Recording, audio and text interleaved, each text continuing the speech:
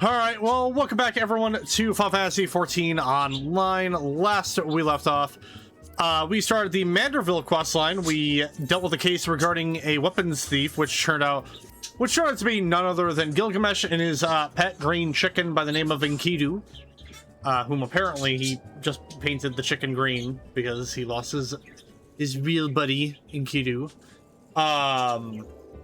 But turns out, the weapons thief was probably, very likely, someone else who was disguising themselves as other individuals.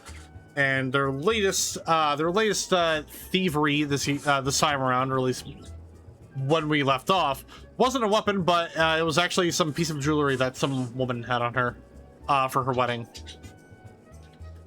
So yeah, plan is today is to finish off the rest of the Manderville quests for Reborn before we hop back into the MSQ. So yeah, we're gonna go talk with Ellie, who is this journalist that's kind of been hanging around with us.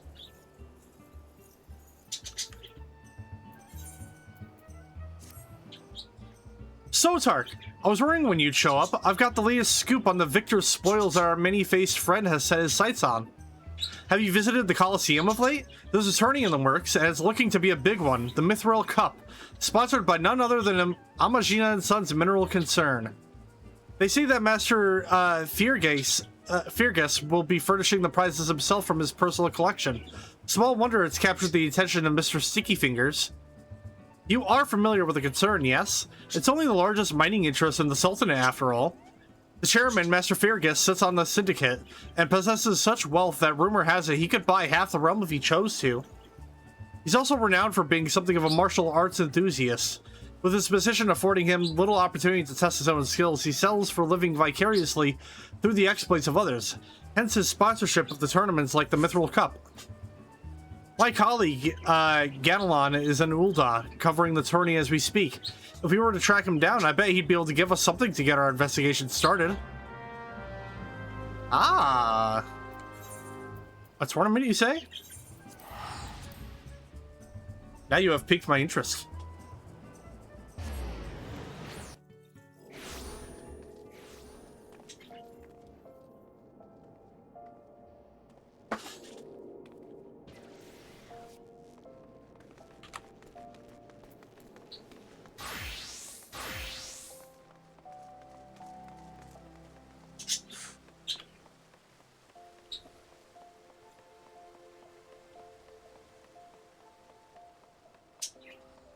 Cat keeps trying to get into the pizza box.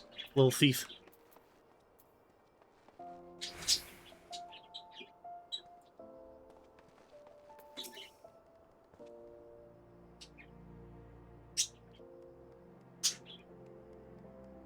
Yes, I'm a busy man. If you're looking for small talk, I suggest you look elsewhere. No need to be rude. Ganelon, Oh, it's Ellie. Wait a minute. Is she? Oh, I'm confused. No need to be rude. Ganelon, he's a friend of. Oh, she's off screen. I'm an idiot. All right, hold on, let's redo that. No need to be rude, Ganelon. He's a friend of mine. Now, what say you share your latest findings with us? I promise I'll make it worth your while. Ellie? If it isn't the Mithril Eyes Star Reporter. Come to have a laugh at Ganelon's expense before returning to pen your latest front page feature, eh? Oh, very well. Just promise you'll put in a good word for me with the higher-ups, okay? Now, let me tell you this. There's strange things afoot at the Coliseum. Bugger all! It's a travesty, I tell you! What the hell is going on here?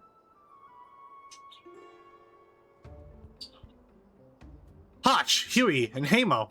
Whatever is the matter? And where, pray tell, is Hutchin? The four of you will compete for the cup together, yes? I fear that an unfortunate mishap has left Hutchin in no condition to fight. We were just on our way to convey the dire news to Dower Meadow. Mishap, my arse! This was sabotage! Some bloody coward that will stop at nothing to eliminate his competition. I swear it on my subliger. Lower your voice, Hotch. My head sings enough without your bloody shouting. Hutchin, should you not be resting your wounds? Oh, but forgive your incompetent, unworthy comrade. If I had been quicker with my mantra, we would still be 4 men strong. Do not berate yourself so, Hamo. In victory and in defeat, the Mandervilles fight as one. You bear no more responsibility for my wounds than I. Any road, I dare say I'll not be getting back into fighting fatal arsing about in bed. I'm ready to chant some mantras. How about the lot of you? Hutchin, for you, I am always ready. Now that's what I like to hear. 1,000 mantras, and I want each one to ring out over the Sagoli. Well, at least they're in high spirits.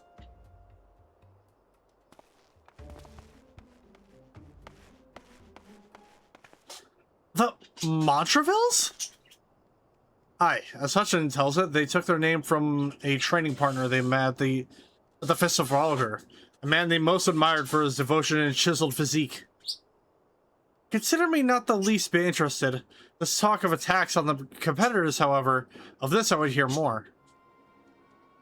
Ah, yes. I mentioned that strange things were afoot, yes? With mere days left before the Mithril Cup, a staggering number of would-be combatants have withdrawn, citing a host of curious ailments and injuries.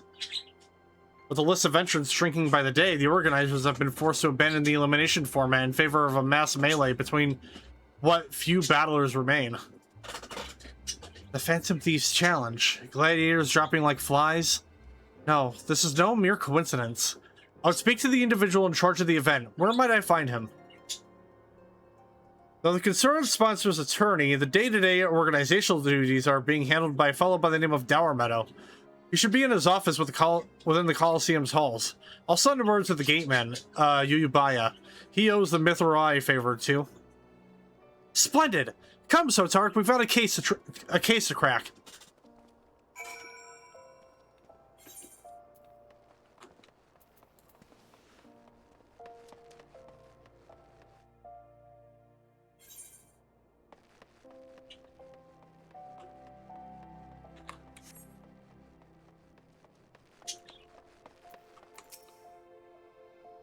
From the Mithril Eye, you say? Then by all means, you are free to enter.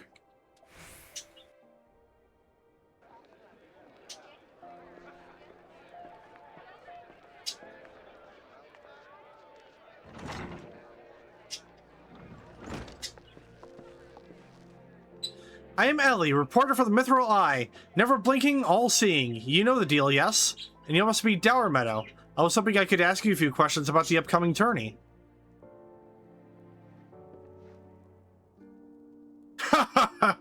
Who am I to argue with free publicity? If I'm a charming little thing like yourself, ask away, me girl. That said, between the challenge from the so-called Phantom Thief and now these bizarre attacks targeting the fighters, our tourney's already the talk of the town. Not that you'll see me complaining, provided someone's still left to fight, that is. You're free to investigate as you wish, but you'd be smart to exercise some caution. Needless to say, recent events have everyone here a bit on edge. Why, just moments ago, one fighter almost took off another's head for insulting the color of his sublet. Looks like we got ourselves another, These two aren't in the entry books.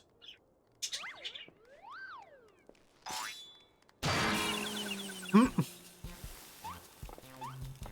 our challenger unleashes a vicious right hook as the gentleman inspector was channeling his strength for his next attack.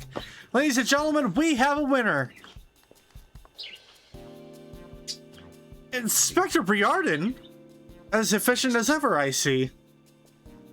A true gentleman eschews violence, Inspector. You were thinking, it annoyed me.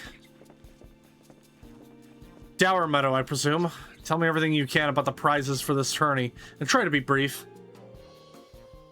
Was wondering you might ask. Master Feargaze has spared no expense in making the Mithril Cup the most lucrative tourney this Coliseum's ever seen. The victor will receive a true treasure from his collection. The Warden's Grace, a ring fitted with the largest sun sphere you'll find outside of Karn. The second and third place prizes are nothing to sneeze at, neither. But I don't care how many faces he's got. We've nothing to fear from this thief. The concern is hiring an elite regiment of stone torches to watch over the vault day and night. Yes, just as the brass plates were so successful in stopping the thief last time. If you want your treasures saved, go fetch them and bring them to me. And be quick about it. I haven't all day.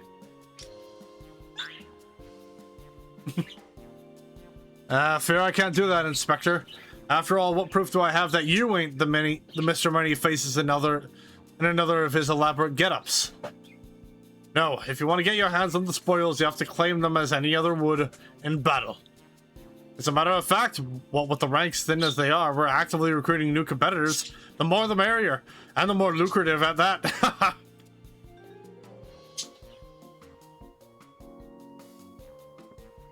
Now, what did our receptionist get off to?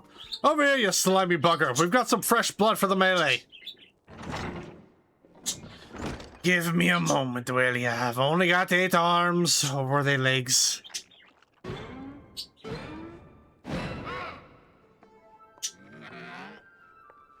You're called? I was just about to give the lovely Miss Avila the grand tour.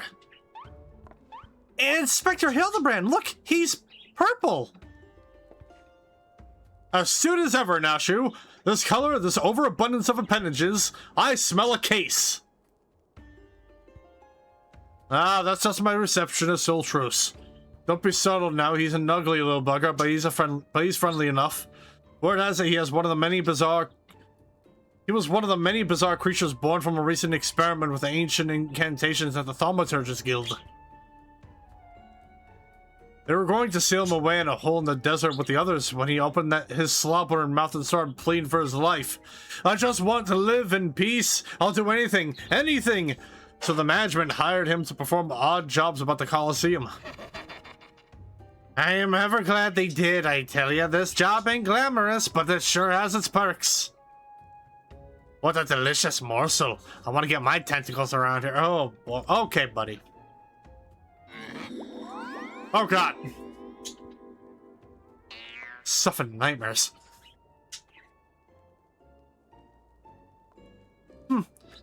I know not who you are or where you hail from, and I do not care. If you dare challenge me, my Tempest Blade will show you no mercy. You can forget about your case, Inspector. There's only one who will claim the victor's spoils, and that is me. Ooh, I just love it when she talks tough.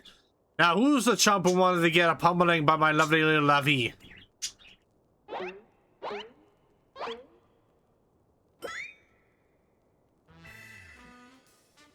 The old gentleman takes far more pride in rescuing fair damsels than fighting them.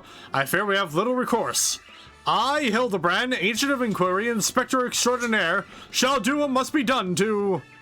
Sotark Rulgar will be entering the tournament on my behalf. Sotark Rulgar?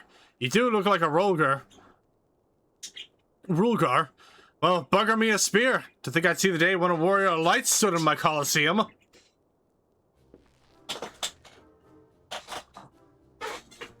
Hear that clink, clink, clinking? That's the sound of Gil pouring into our coffers when the public finds out that the true Eorzean hero will be stepping into the ring to fight for the Mithril Cup.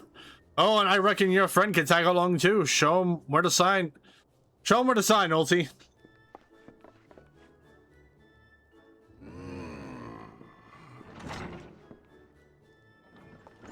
With Sotark, I suppose we have as good a chance as any. Now we just need to make sure that he doesn't come down with some curious injury. That gladiatrix, Avila, was it? Seemed quite certain of her chances at victory. Suspiciously certain, I would say. Haha! I am already 10 steps ahead of you, Inspector. That Ultros fellow seemed most knowledgeable about Miss Avila. Come, Nashu, the investigation is afoot. As much as that sounds like an amazingly productive line of investigation, might I suggest that our first priority is to keep Sotar here safe? Let us return to Gamelon and see what else he can tell us of these mysterious attacks on the combatants. Very well, I shall leave that task to you.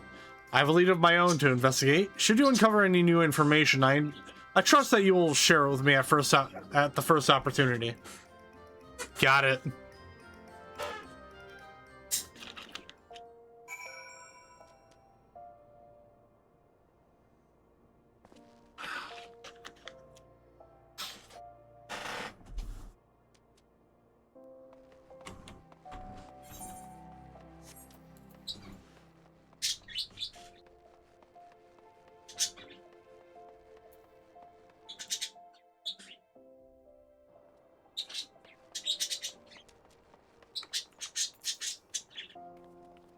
You again? I've already told you that.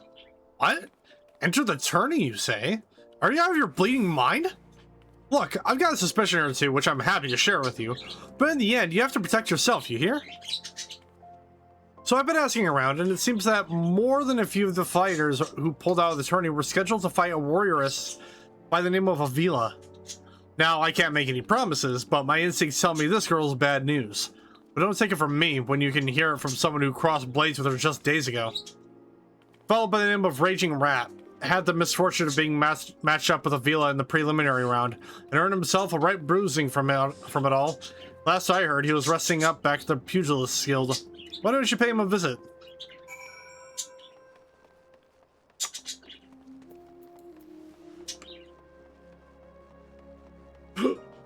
Oh, pardon me.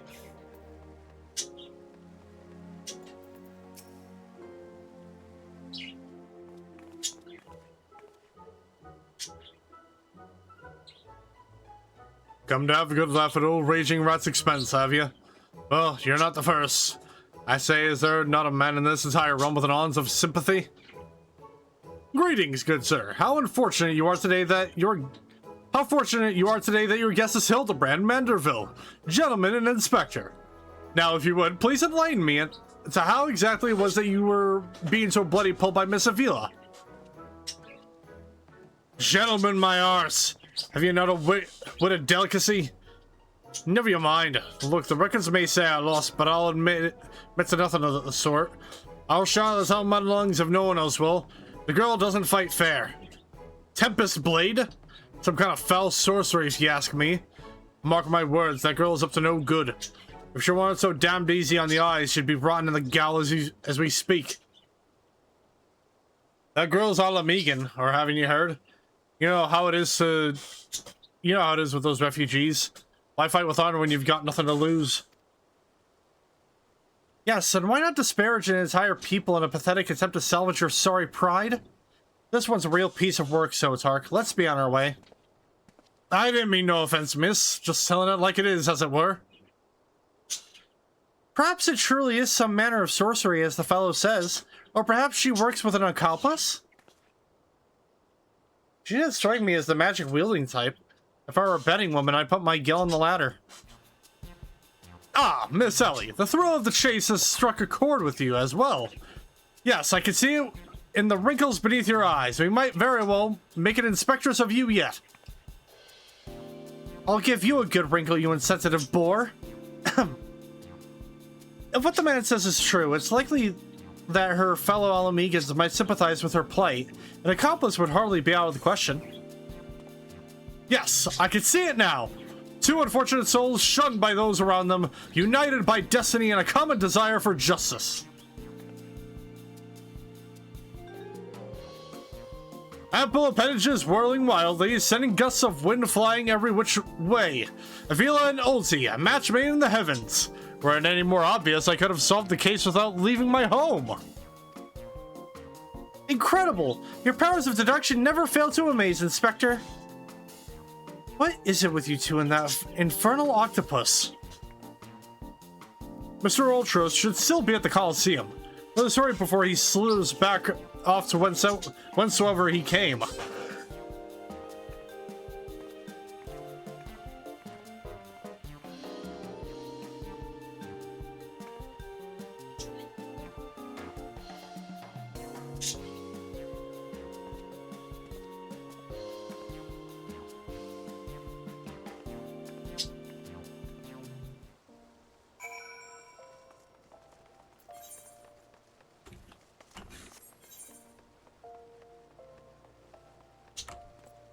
I guess either way would do.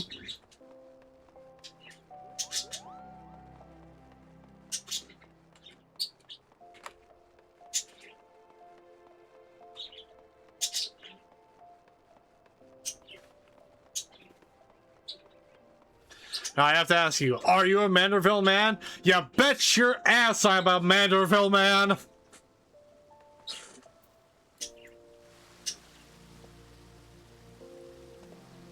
Oh, damn it. Hold on, let me redo that.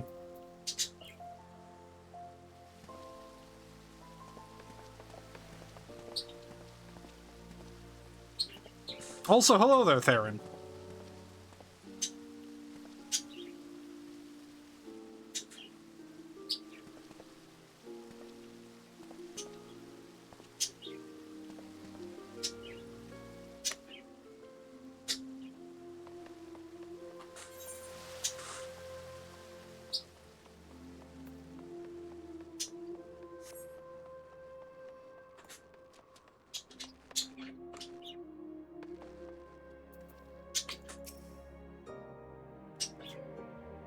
We do very much love Manderville men in this household, and Manderville women.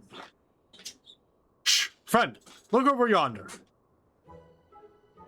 Behold those exquisite legs, those stylish tentacles, the unearthly undulations of his squirmy, squishy body. Yes, our friend Ulti is a most fascinating creature indeed. Behold how he carefully eyes the gladiatrix before him. What manner of mischief is he plotting? He speaks! Yes, this is most suspicious indeed.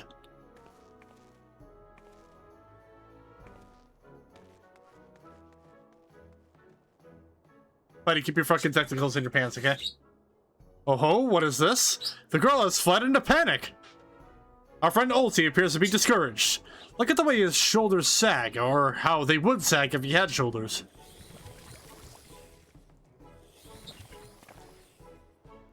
Our quarry is on the move. Quickly, Nashu, we must pursue.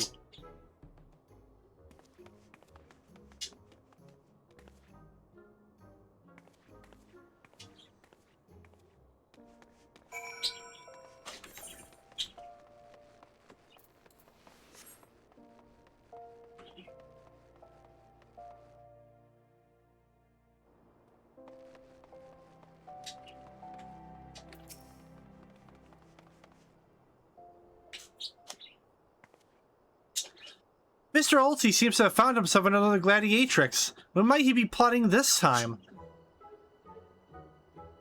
Look at those succulent legs. I reckon they'd taste just wonderful in a good marinara sauce. Marinara sauce. Ah, he speaks!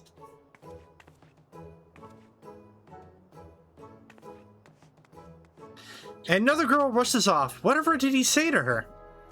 He looks so sad. Shall we douse him in lemon butter and put him out of his misery, Inspector?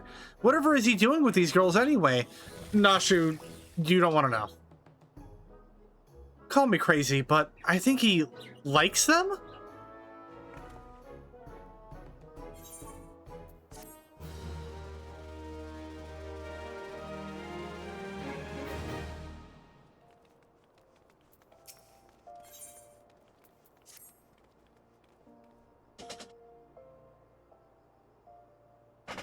Poor misunderstood Ulti. Here we suspected him of criminal activity, when in truth he was just a gentle soul luckless in love. Oh, Ulti, can you find it in your squishy, slimy heart to forgive us? Yes, now perhaps we should return to our investigation. If Avila is as suspicious as they say, perhaps we should follow her around for a bit. Dour Meadow back at the Coliseum should be able to enlighten us as to her whereabouts. An excellent idea, Miss Ellie. But I have a better one. Let us return to the Coliseum and speak with Dour Meadow. From him, we shall ascertain Miss Avila's whereabouts, upon which we shall follow her about to see if she is indeed as suspicious as they say. Come, Nashu, the investigation calls. Ain't that literally what Ellie suggested? Don't think Uncle Ulti didn't see you following me. What's the big idea, eh? I'm nothing more than a stupid octopus. Squee!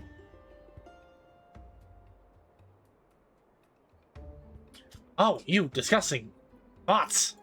Get out of here. What am I? Come on now. I just want what any octopus wants. A cute girl, untold riches, and the admiration of millions. Can Uncle Ulti dream? Well, kids, hate ain't can run. Then again, I am an octopus.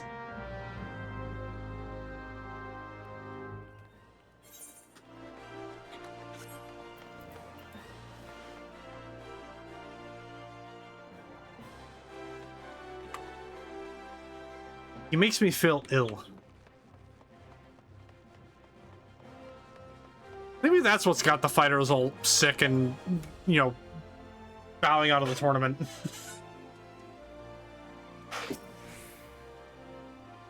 Yes, what is it this time? I'm a busy man. Looking for Avila, you say? She said something about sharing a flagon with her countrymen over at the Coffer and Coffin. I reckon you might still find her there. I'll warn you, though. If you're smart, you'll keep your distance from that one. That poor bugger Ganelon tried to interview her for an article. Thought the girl was going to rip his head clean off. How can I put this? She doesn't seem to take kindly to being asked questions of a personal nature, if you catch my drift. That said, if you're looking for a good sparring match to warm you up for the tourney, that might be just a ticket. I can assure you there will be no need for gratuitous fisticuffs, my good sir. With my remarkable powers of espionage, we will ascertain all the information we need about the fiery lass, even being alerted to our presence. Let us be off.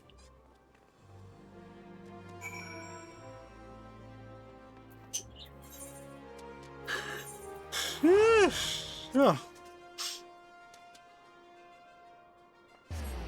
Oh.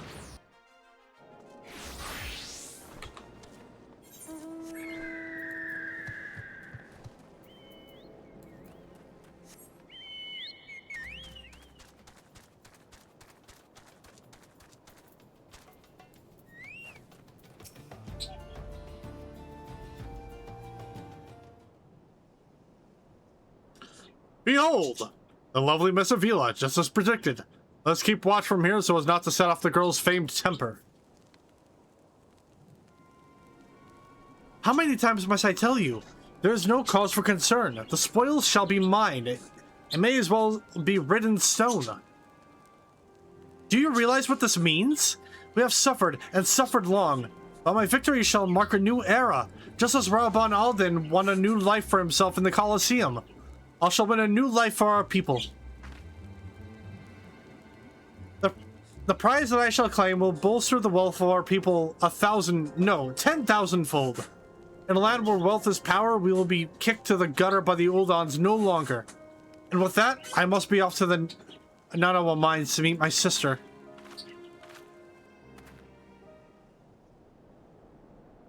Miss Avila's self-assurance is ever a sight to behold. I deduce that my own chances of felling her on the field of battle are infinitesimal. I could have told you that before you signed up. Come now, we have a suspect to pursue.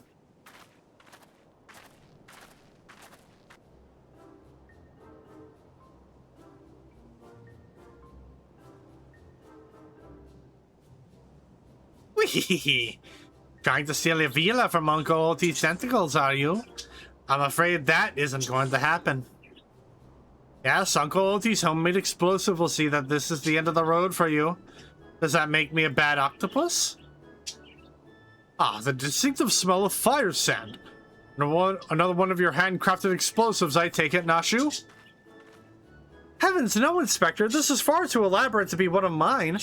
Do you think whoever crafted this would be willing to give me a lesson? They're onto me. Preposterous! Could it be that the musclehead isn't as stupid as he looks? I see. In any event, I shudder to think what might happen if an unsuspecting passerby chanced upon such a hazardous object. Allow me! Heave! Ho! You gotta be kidding me!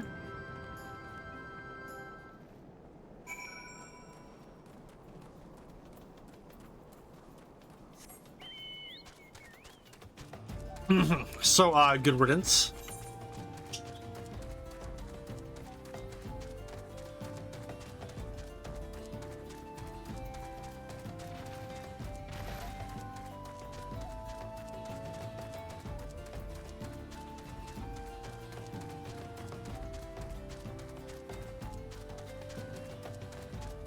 Yeah.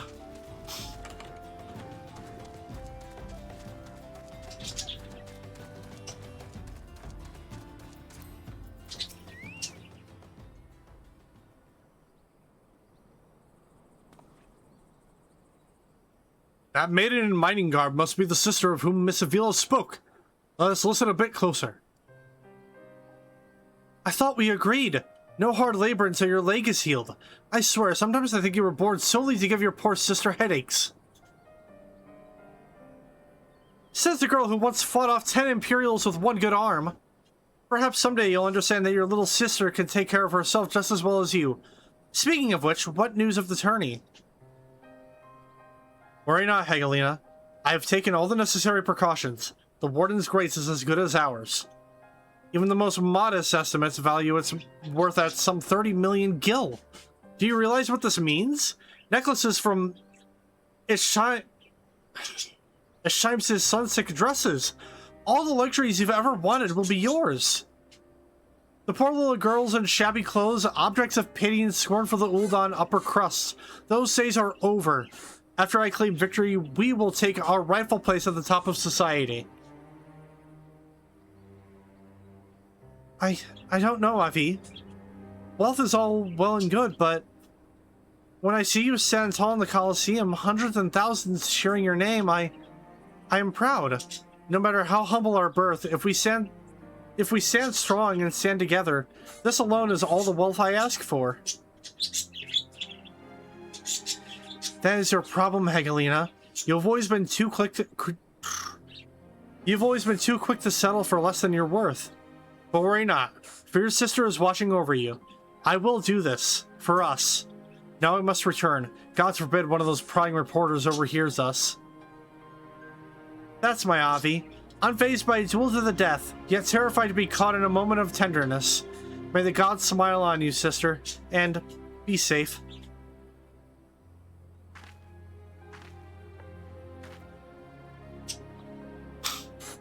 A more moving display of sisterly love I have not seen, and yet I fear it has afforded us little in the way of prospective clues.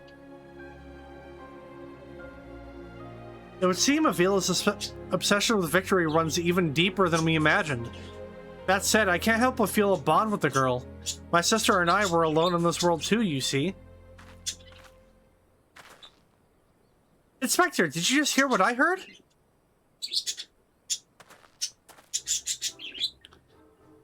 Look, kids, Uncle Ulti has had it up to here with you. Do you think you could just fall in a pit and die like a good little boy?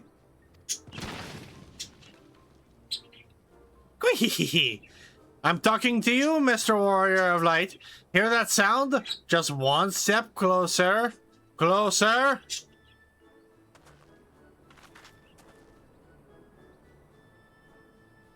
Not you, you idiot. No need for concern, friends. I've simply taken the liberty of investigating this hole in the ground, and I am pleased to report that there seems to be nothing out of the ordinary. Our hero. Now, shall we return to Ul'dah? The Mirthful couple will be starting before long.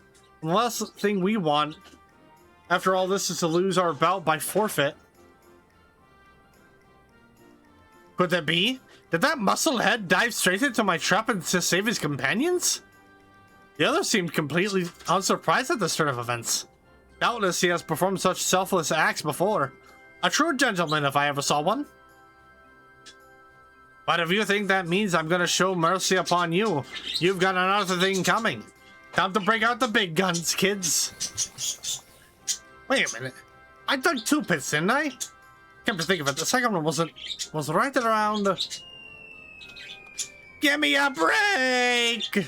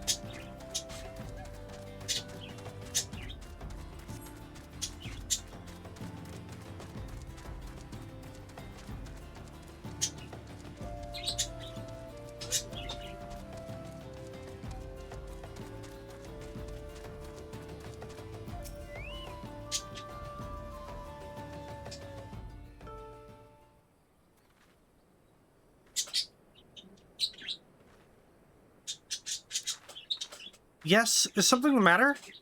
We're on something of a tight schedule here, Inspector. Stand back, Miss Ellie. My well-honed inspector senses are tingling. I feel a most fearsome adversary lurking about.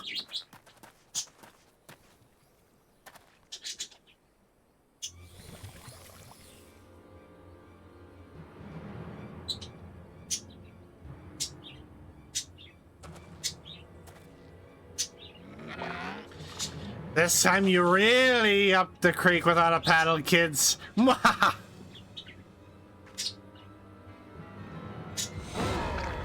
Say hello to not-so-little friend of mine from the Coliseum. He's large, he's in charge, and most of all, he's hungry.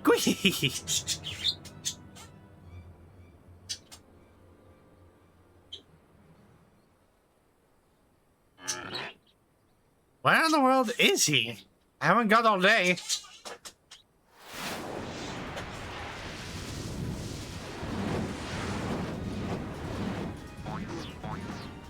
Where the fuck did you get a chimera at, buddy?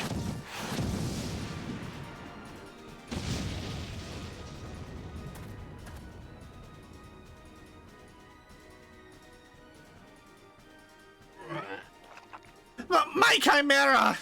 Who is that half-naked fool?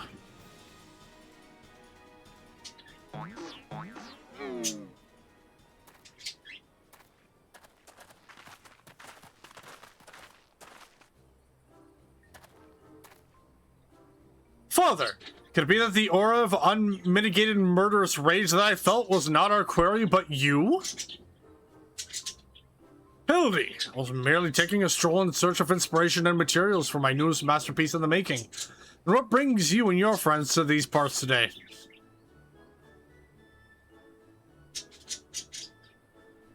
Just a bit of sleuth work, Father dear. And with that, we must return to Ul'dah. If you have not heard, your son is set to compete in the Mithril Cup. Oh ho ho! Moonlighting as a gladiator, are we? A fitting second career for a Manderville man, if I do say so myself. That muscle-bound old man is the inspector's father? Remind me never to go to one of their family reunions. God, just who is this inspector anyway? Hildy is a worthy rival if ever there were one. Who goes there?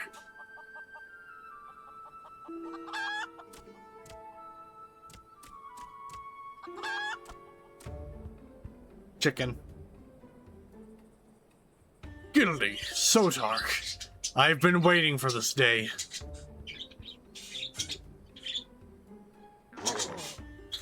Well, look who we have here. You're quite the intimidating gent yourself. A friend of the inspector, mayhap? I'm Gilgamesh, wandering duelist. I'm not so much the inspector's friend as his enemy. Well, that makes the two of us. Perk up, Gulliver, because this just might be our lucky day. Is there no one in this accursed realm who can remember my... Ugh. Call me what you will, friend, but heed my words. So Tark is a formidable foe.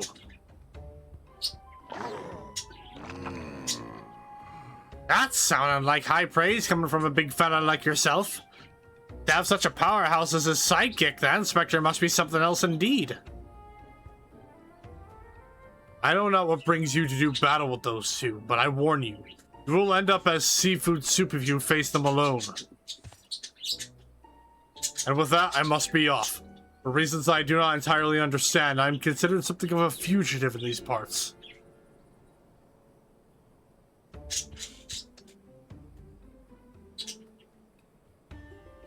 So dark. I will not fall so easily this time.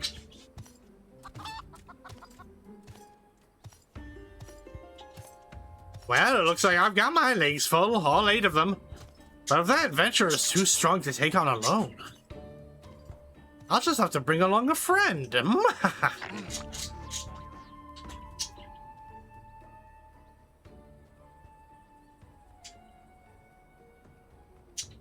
A supplely twisting ring calling to mind the undulations of a creature of the sea. Yes, inspiration has struck.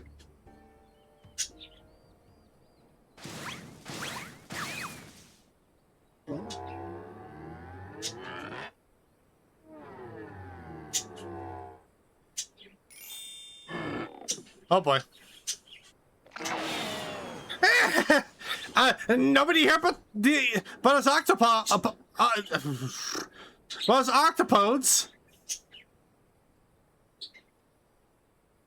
Look forward to your next life as a masterpiece, fiend.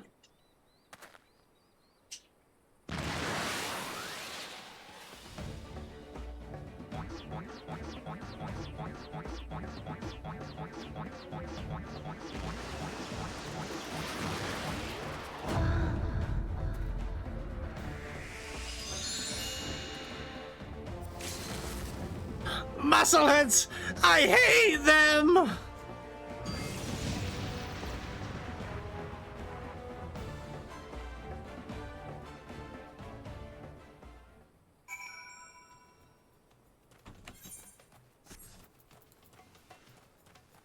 think Godbird is being a little too light on him.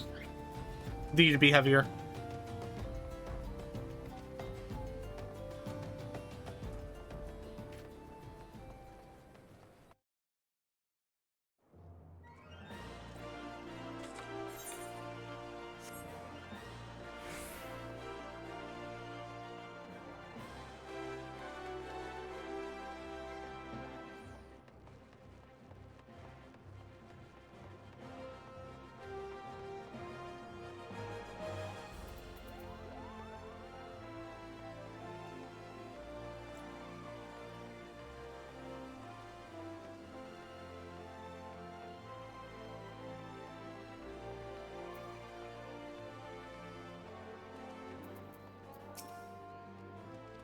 Good heavens! Chancing upon a father like that, I dare say it's taken a year off my life.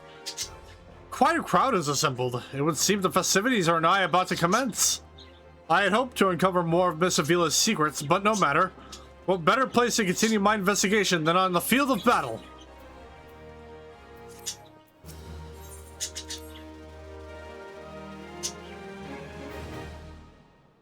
Good heavens! We haven't much time before the tourney begins. We must hasten back to the Colosseum and apprise ourselves of the rules of engagement.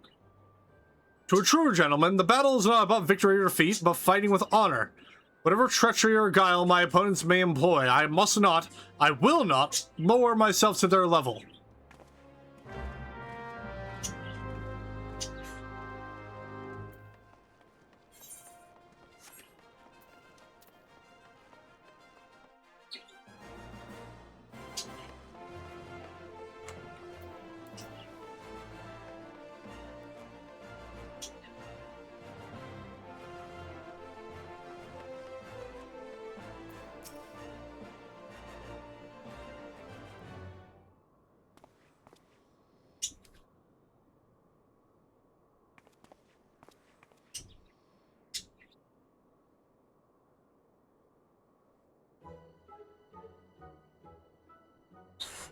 Bumps on the head, chipped teeth. I am one shabby-looking octopus, I tell ya. They don't pay me enough for this. That's all going to change soon, isn't it, buddy? Funga! Ah, Mr. Ultros. Just the octopus we were looking for. I was hoping that you might enlighten us as to... Ye gats! What gave you those ghastly bruises? Bruises? I fell down the stairs, that's all. Now get lost. I'm a busy octopus. Bunga!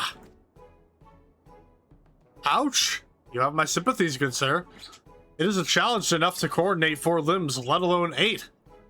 Is there someone inside your office? No? Whatever gave you that idea? I am simply, fumigating the place. For pests like yourself.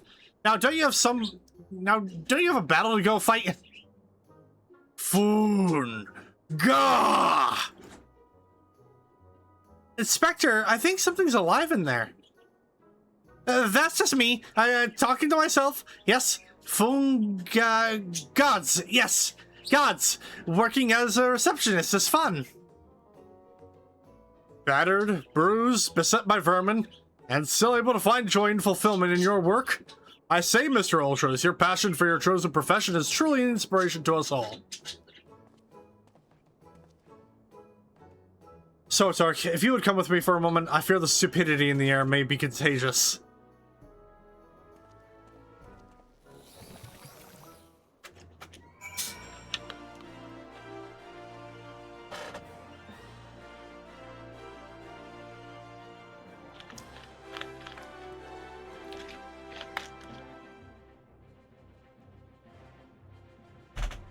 Alright, let's go.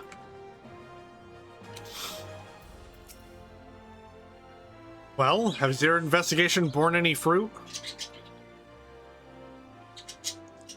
I see.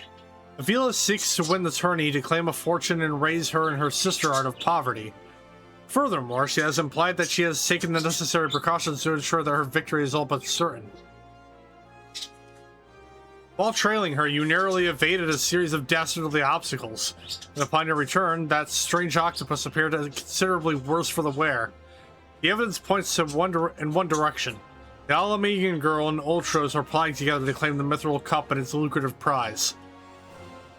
As preposterous as it sounds, I have done some research on our eight-legged friend. It would appear that Ultros has become something of a regular at Ul'Dan's taverns and houses of pleasure. I suspect that he is using his inside knowledge of the workings of the Colosseum to identify and eliminate potential threats, thereby ensuring victory for Avila and earning himself a healthy commission. There's also the matter of the Tempest Blade, that is rumored to be the source of the Alamegan girl's strength. This remains a mystery, which means that I fear your life is still in danger, Sotark. One of the guards informed me that several crates of refuse from the Colosseum reception room were hastily discarded in Pearl Lane not bells ago. It is a stab in the dark, but the contents may yet provide some answers. I would ask that you bring them to me.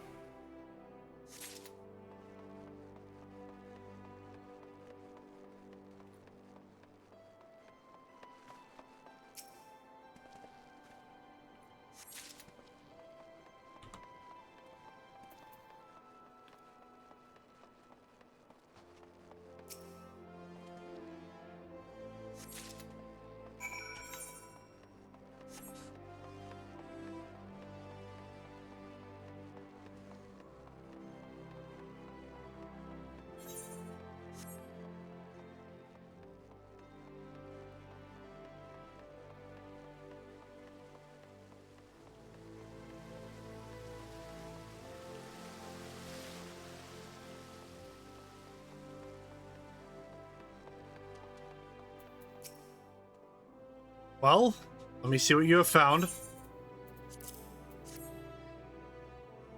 Now, what have we here? Ah, yes. A spectacular assortment of innards and entrails. And what is this? A sack. Even more foul-smelling than that gore it was lying in. If that can be believed, and look here. Something appears to be written on the side. Singot Sundries. It would seem that this merchant has had dealings with that squishy mass of tentacles. Let us pay a visit to the man and have him enlighten us as to the exact nature of their partnership.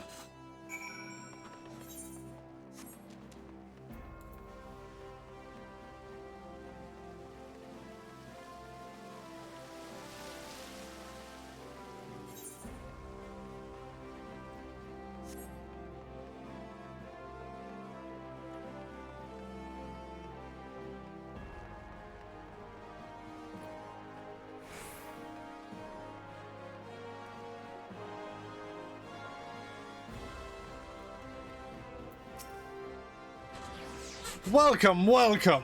What might a discerning gentleman like yourself be looking for today? Hey, buddy, you wanna explain this shit?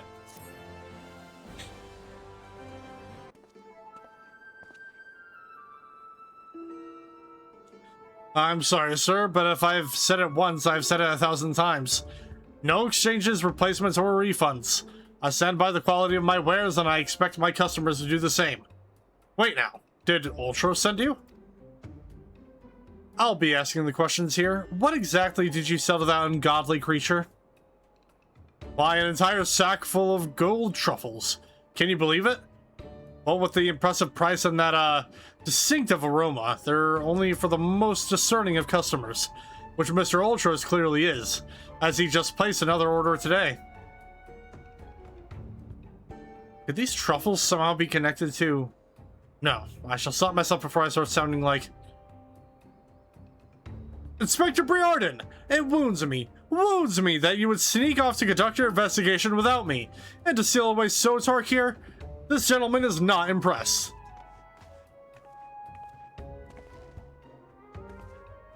Did you find anything, Inspector?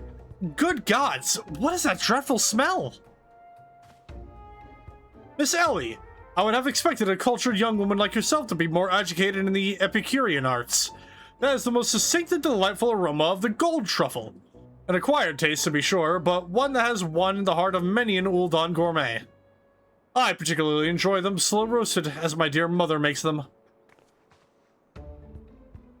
Roasted, you say? Why, my mouth's watering just thinking about it. Might I be so bold as to ask the recipe?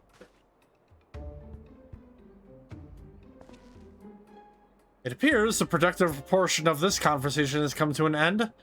Besides, the tourney is about to begin. Let's make haste back to the Colosseum.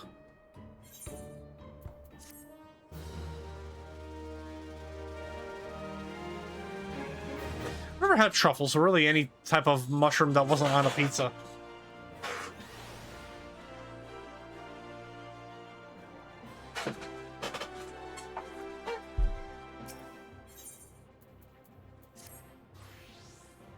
Well, that merchant proved to be a spectacular waste of time.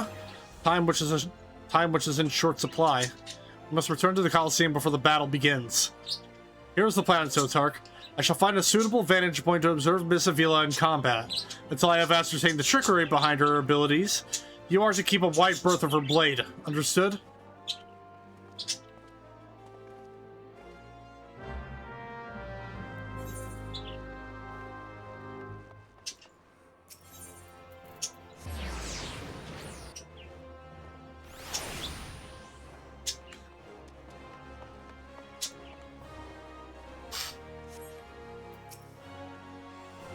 There you are! I was this close to starting the melee without you. But I'd be remiss not to tell you that there's been a slight change of plans. Another contestant suffered a last-minute injury, and none other than our very own Ultras has stepped in to take his place. With everyone's favorite octopus joining you two in the fray, spectators are just pouring in, and bookmarkers across the town are raking in the gill, which ain't a bad thing for us.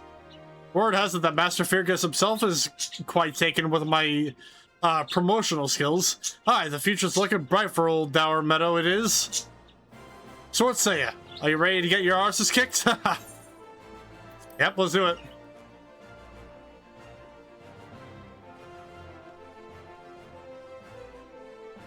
Aye, that's what I like to hear. Ladies and gents, it's time for blades to whirl and limbs to fly.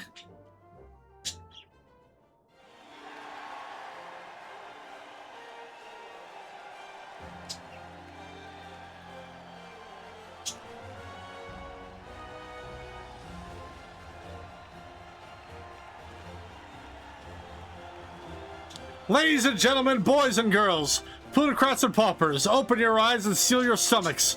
The Mithril Cup brought to you by our very charitable friends in Amagina and Sons Mineral Concern. Your concern is our concern. It's about to begin.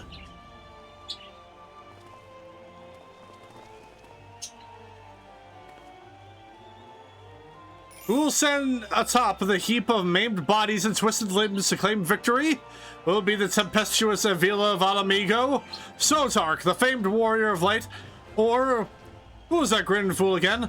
Ah, that's right. Humberbatch, agent of infamy and imbecile extraordinaire.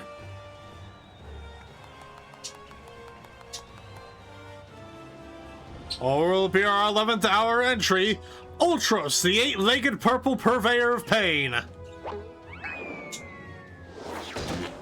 Dead. Here I am. Did you miss me? Aye, I'd say we have a battle for the ages here, folks.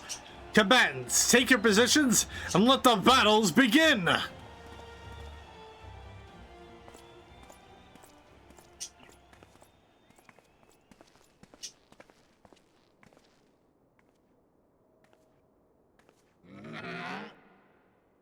Alright, you know the deal. We team up and wipe out the others. Then, when it's just the two of us, I'll take a dive. You receive your share of the winnings. I have not forgotten our promise.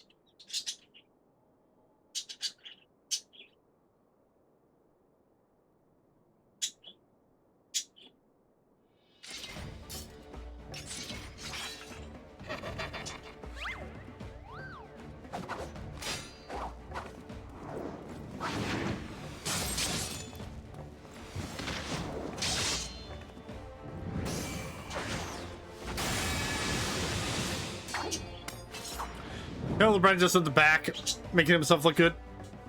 Look at Avila's blade spin! Why, she's a veritable whirlwind of death and destruction out there! They breed him tough and all, amigo, that's for certain.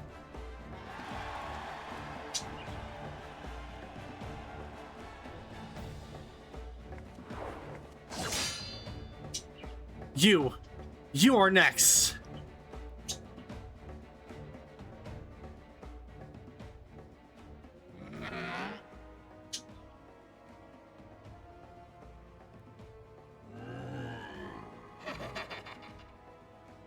Here we go, ladies and gents. Once my buddy gets a whiff of these raw truffles, he'll be sneezing up a storm.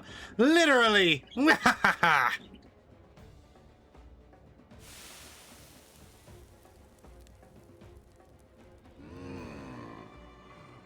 Ah, nothing like the rich aroma of roasted truffles. All this fighting is giving Uncle Oti an appetite. Is it time for dinner yet? Wait a minute. Roasted truffles?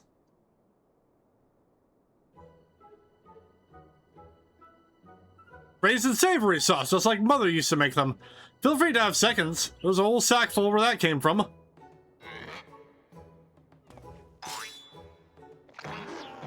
That meddling musclehead! What's taking him so damned long? The girl's gaze gives it away. Open the gate at once.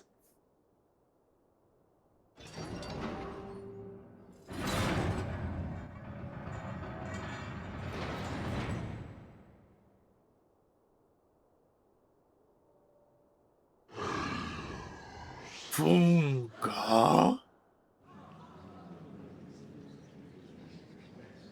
What is that monstrosity?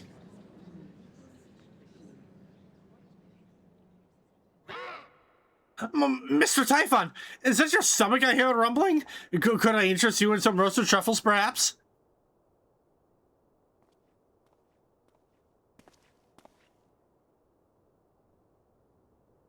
What fascinating friends you have, Ulti. Why, just look at this charming little nose. Is he perhaps suffering from a case of the sniffles?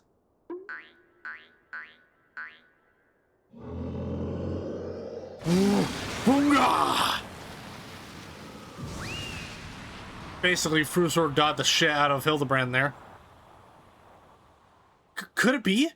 Avila's vaunted Tempest Blade? It was that monster all along? The girl played us all for fools!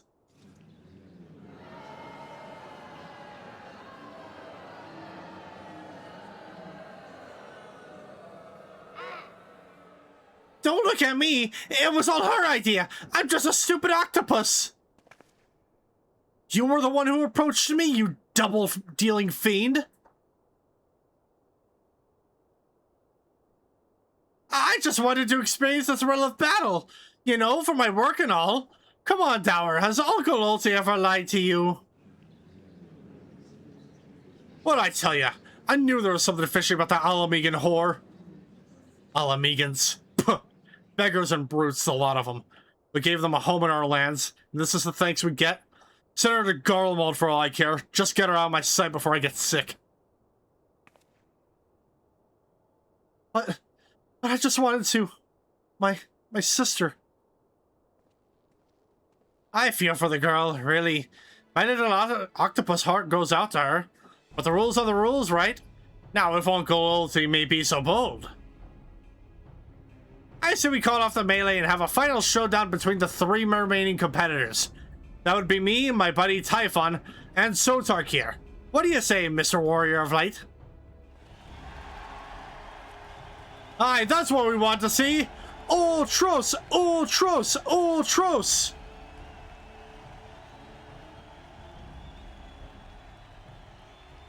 Well, this is a most unprecedented turn of events, but who am I to deny the wishes of such a passionate crowd of martial arts aficionados? The venue. Halatali, the fighters, the tag team of Ultros and Typhon versus the Warrior of Light. Who will be left standing when the storm is settled? Be there or miss a battle for the ages.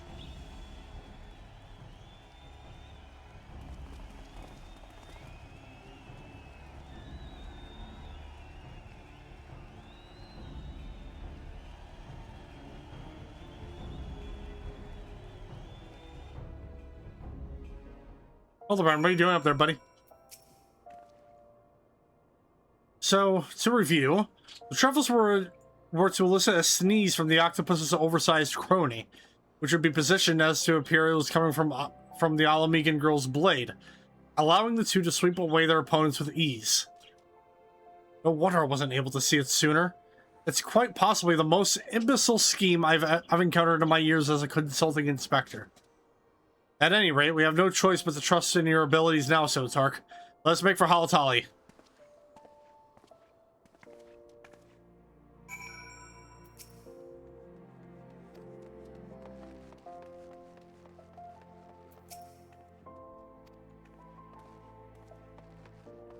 Apparently Genevieve doesn't converse with commoners.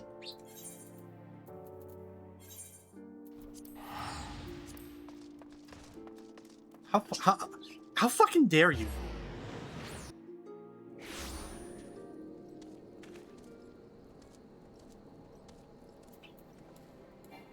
Oh, nope, nope, wrong mountain.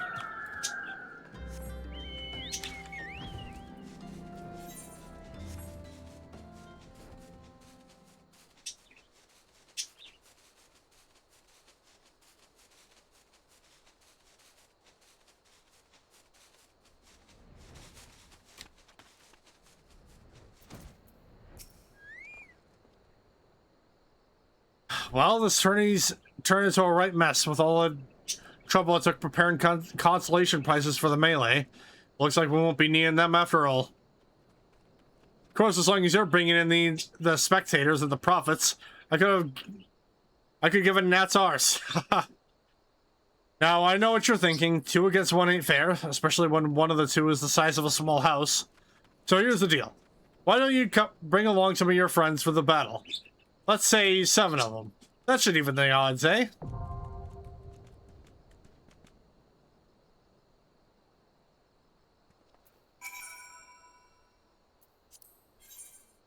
Oh wow, you can do this with a party of NPCs. Interesting.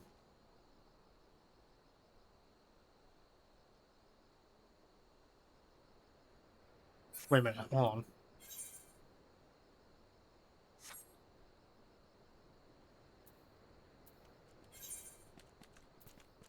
Wait, is it a trial or is it a dungeon? It's probably dungeon, but I want to be sure. Oh, yep, nope, it's the dragon's neck. Okay. Yeah. It's a frenetic free-for-all as the Mithril Cup moves to Halatali for the climactic confrontation. Rain will lash and winds will bluster in this perfect storm of a battle. When the tempest subsides, who will rise above the chaos to lay claim to the victor's spoils? Will it be the Warrior of Light, Savior of Eorzea and champion of her people? or the dastardly duo of Ultros and Typhon? All will be answered in Hall Italia atop the dragon's neck. Oh, wrong thing. Can you go here? Nope. Hold on. There we go. Can I do... Okay, no, you can't do Dragon's Neck with NPCs. Okay. Oh, that's a wait time of 30 minutes. Oh, hey. Damn, okay. Well, aren't we lucky?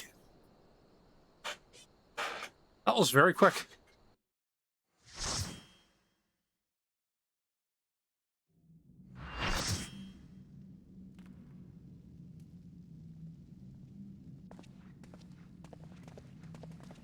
Combatants, the final confrontation will be held here, atop the dragon's neck.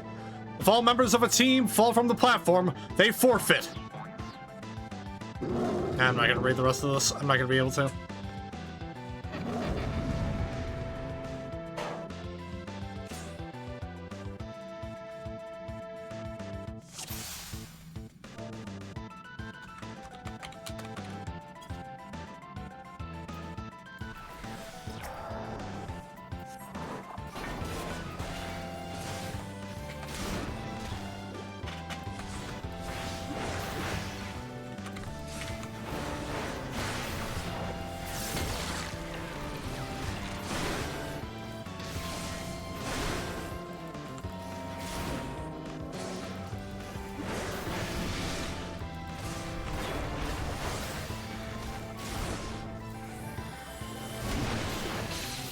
Ow!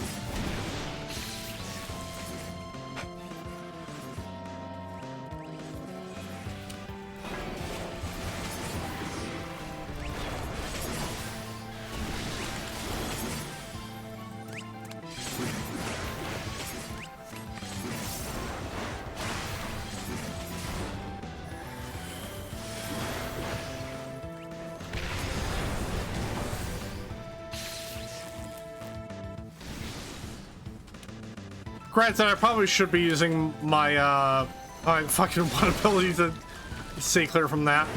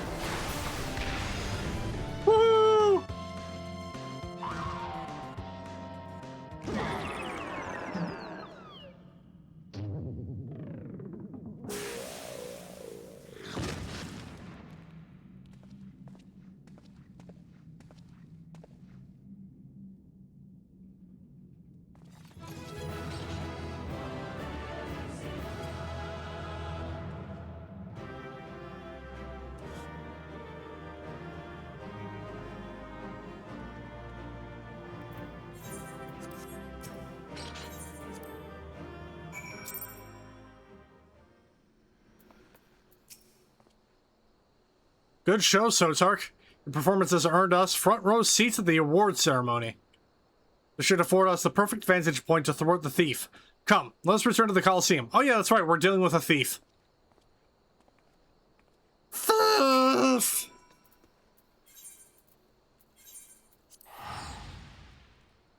I don't know why I'm on Gollum there for a minute.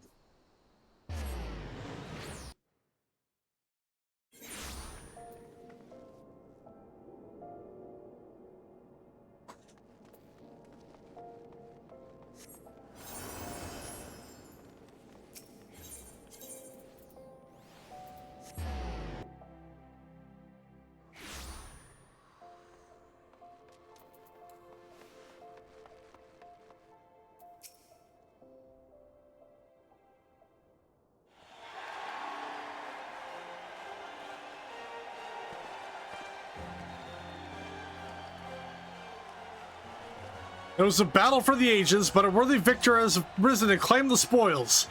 And now let's take a look at the relic that our champion has won.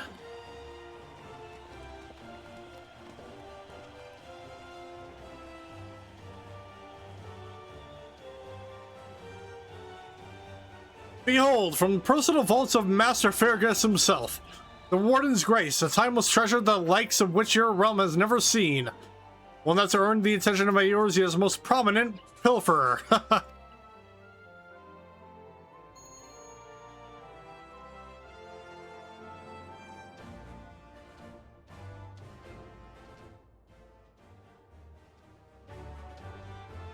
Above you!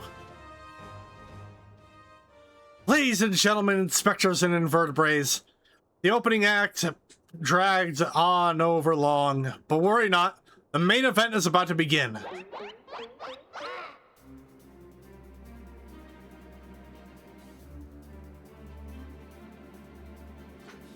I know that you paid well for your seats here today, but I can assure you that my performance will not leave you disappointed. Now, I invite one and all to sit back and enjoy the show.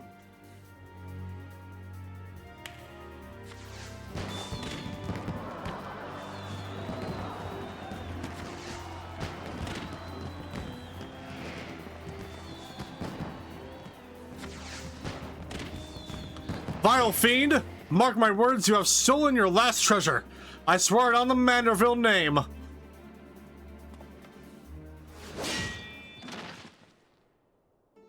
God damn it.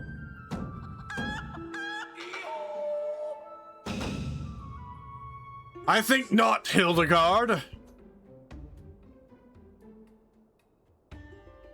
Greg?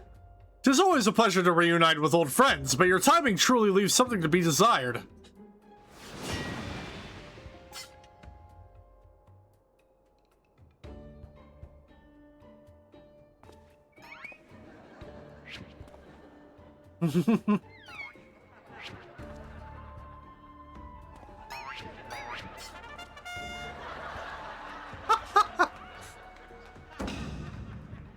Sotark, you bested me once, but not today.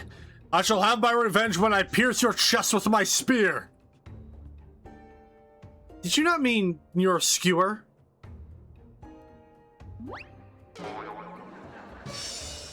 My spear!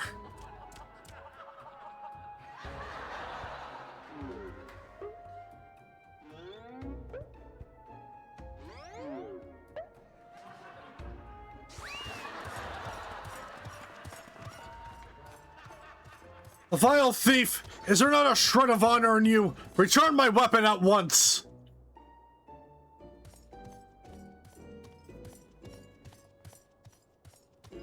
Oh, it seems we have an unexpected guest.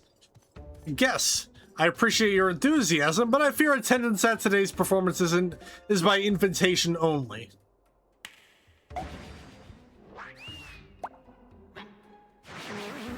Uh-oh.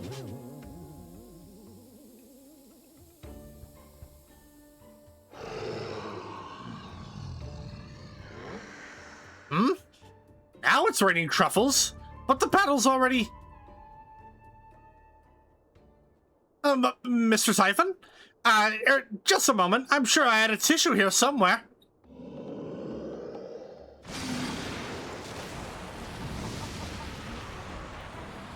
Oh, here goes Enkidu.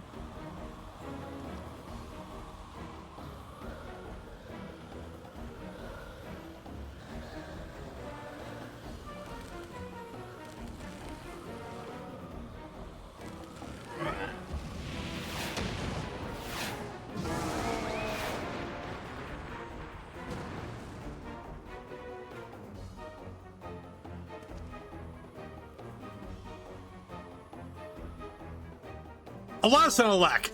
The ring sails straight into the hand of the fiend!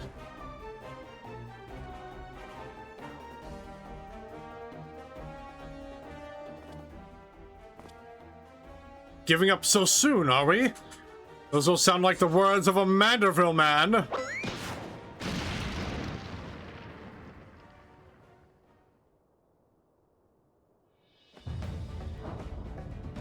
Oh, fuck.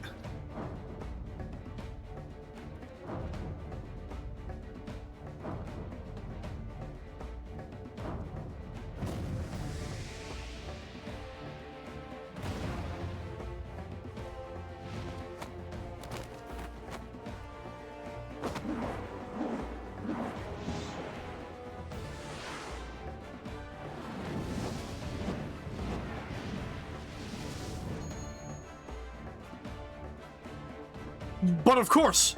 Brilliant! Father, if the ring won't come to me, I shall go to the ring! Why it'll be just like Dalamud. Hildebrand, Helidor, Maximilian, Manderville. Skyward, as only a Manderville can!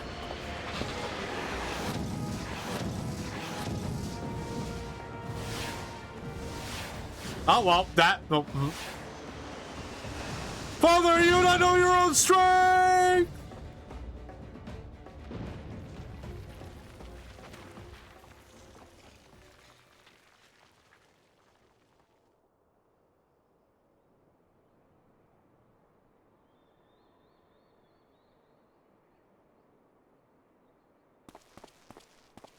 $997, $998, $999.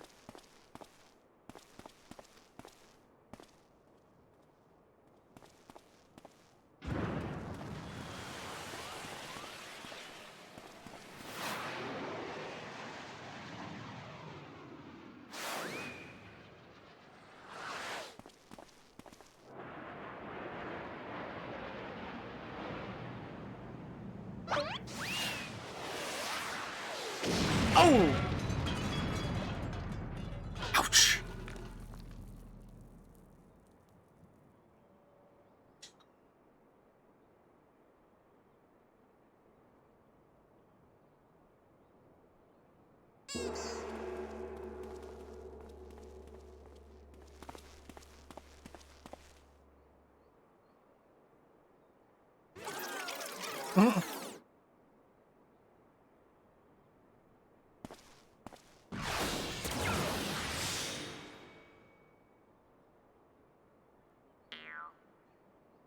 These legs, they look strangely familiar.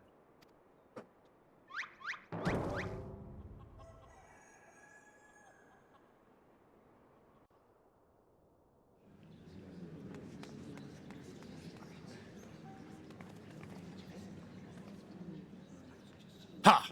But a little too much spin on that one, it seems.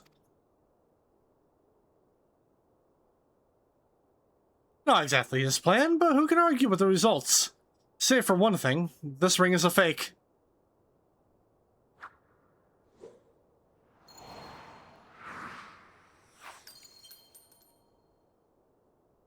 Oof.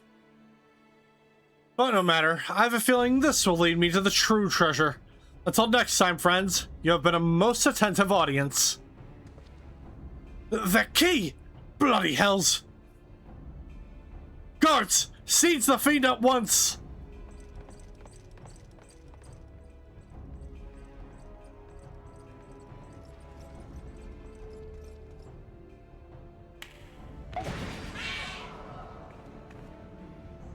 Uh-oh.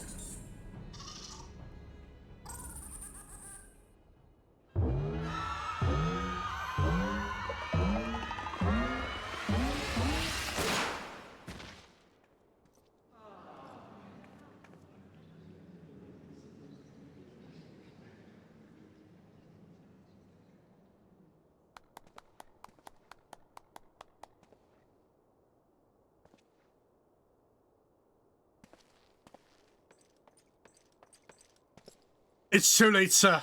The second prize, the Ring of Inquiry, it's gone. Second prize? What is the meaning of this?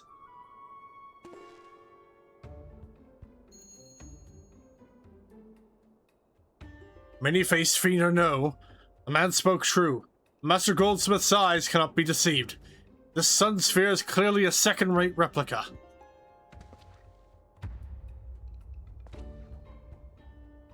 Preposterous! It's just the dim lighting. Yes, if you'll just step over there.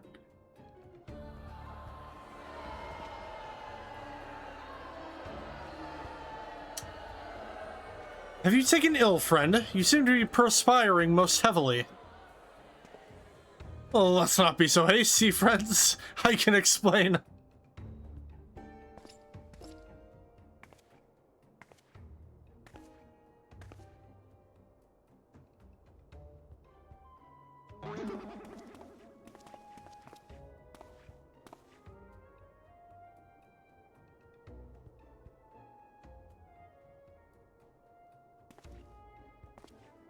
I sold out my honor, joined forces with that odious octopus, all for a false treasure?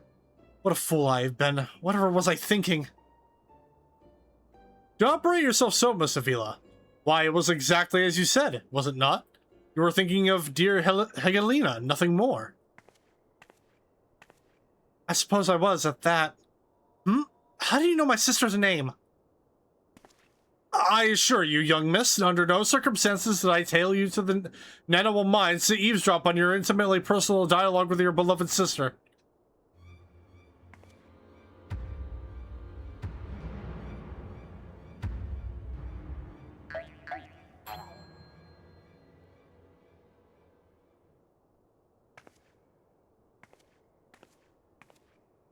You have the right of it.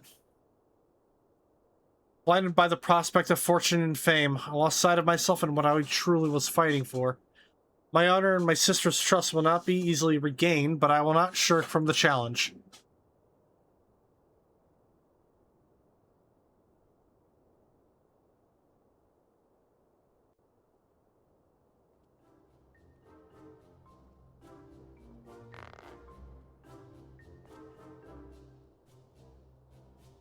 One mystery still remains. Before the thief had identified the ring as fake, he had already acquired the key to the storeroom. Clearly the second prize, the Ring of Inquiry, was his target from the start. But why? There must be some pattern to these items the fiend has stolen. A pattern that betrays his true intentions.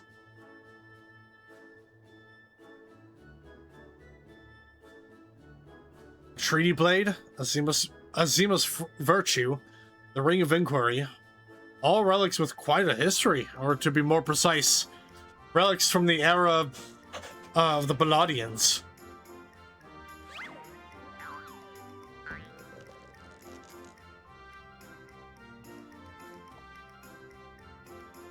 Oh, if that is so, the answer is clear as day. The fiend means to found Eorzea's greatest museum of Balladian history, pushing up the prices and gouging honest men out of their hard-earned coin. Doubtless another one of his cards will appear on the scene to tell us just as much.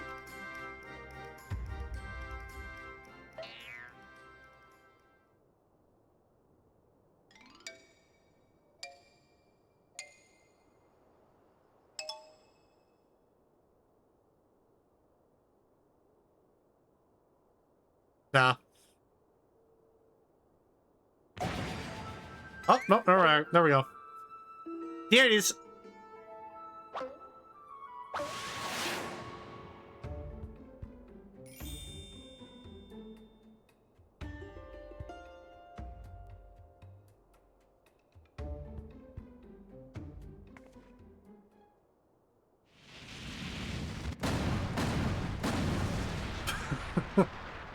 That's a big-ass card.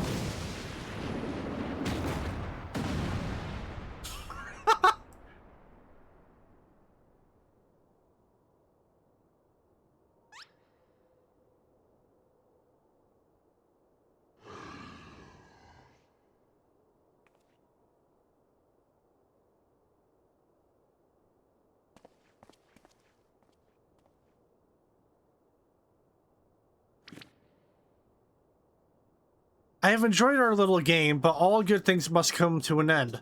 I shall claim the 4 sacred treasures, and justice shall be served. So this is the thief's final challenge to us. But what are these 4 treasures of which he speaks?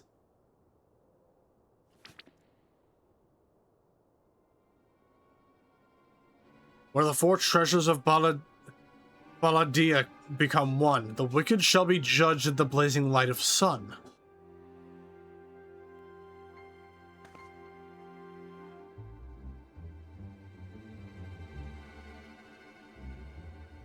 An old legend, little more than a fairy tale at that. And yet it seems the Phantom believes there is some truth in these words. 4 sacred relics from Baladia. The Warden's justice? Lofty words coming from a glorified footpad.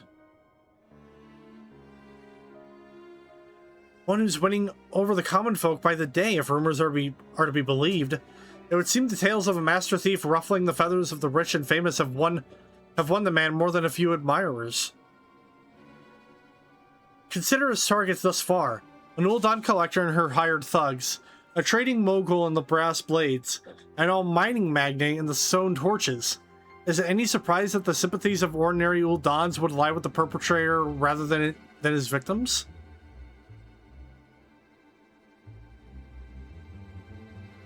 Astutely observed, Miss Ellie. Our query clearly harbors no small degree of resentment for wealth and authority. Might his next target be a member of the Syndicate? Perhaps the Sultana herself.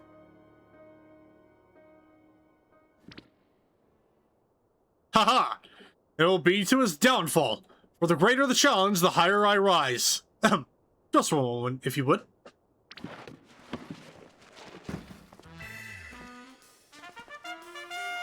Mark my words, ye many faces.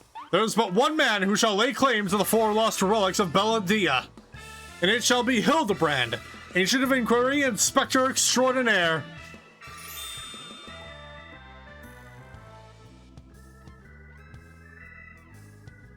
Yes, I'm sure that inspires us all with great confidence.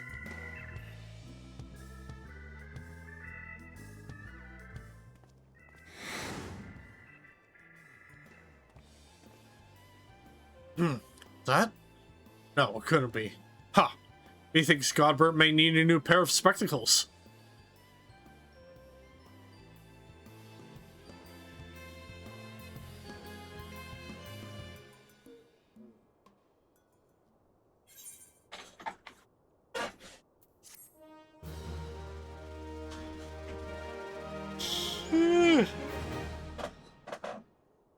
Oh, Yanni.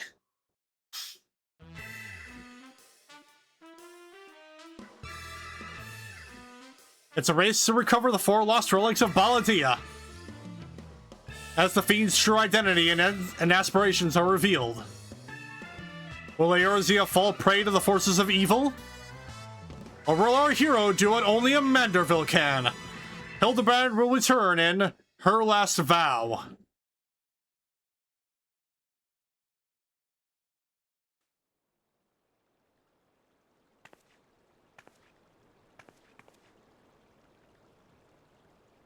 The key to the next case is a mask.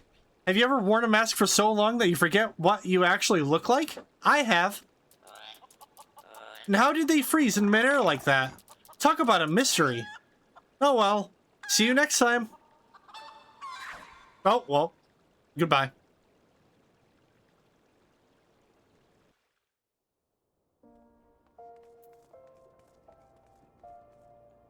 I believe, unless I'm mistaken, this is the last chain of quests in Manderville or Reborn? Hold on, let me check.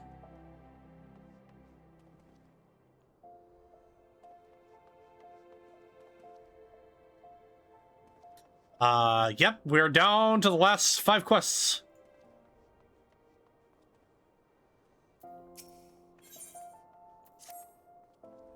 I was wondering when you'd show up, Sotark. Hope you haven't made any plans for the day, because we've got a situation on our hands. Remember our good friend, the Phantom Thief? Well, it seems he's decided to branch out from burglary to cold-blooded murder. If the rumors are to be believed, he's claimed 3 victims already, all influential members of Ul'dah society. Mr. Manyfaces has been kind enough to leave one of his signature calling cards at every scene, leaving no doubt as to the identity of the murderer. The message is always the same. The weight of 5 corpses will bring the scales of justice to balance. More riddles. Not that you'll hear me complaining. No, the only thing my readers like more than a good mystery is a good murder mystery. Ever since the story broke, the Mithril Eye's been selling like Ponzi cakes. The only rub is that it's left me no time to look into the thief's last message. Until now, that is. Shall we, Sotark? The hidden treasure of Ul'dah, was it? If there's anyone who could shed some light on this, it's you-know-who. To Sun Silk Tapestries.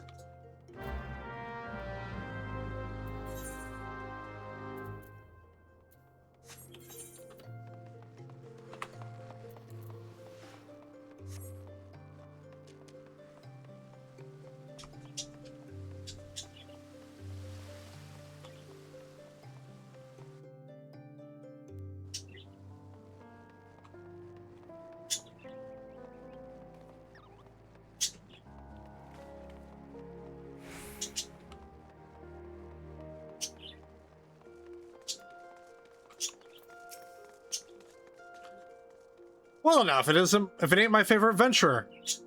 And my favorite Mithril Eye reporter. Along with him. Tell me, what have I done to deserve the pleasure of your company today? I see. As much as I'd like to help the two of you, two of my best mates, I'm afraid you found old Wyman at a loss. Ul'dah is more than its fair share of treasures, and hidden and otherwise. I reckon our phantom thief could be after just about any of them. I can tell you this much, though.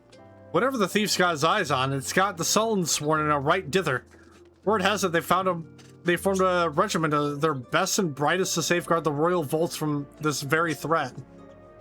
The Sultan sworn aren't like to be forthcoming with information, but it's the only lead we've got. Come on, Sotark. I'd say it's time we paid a visit to the heart of the Sworn.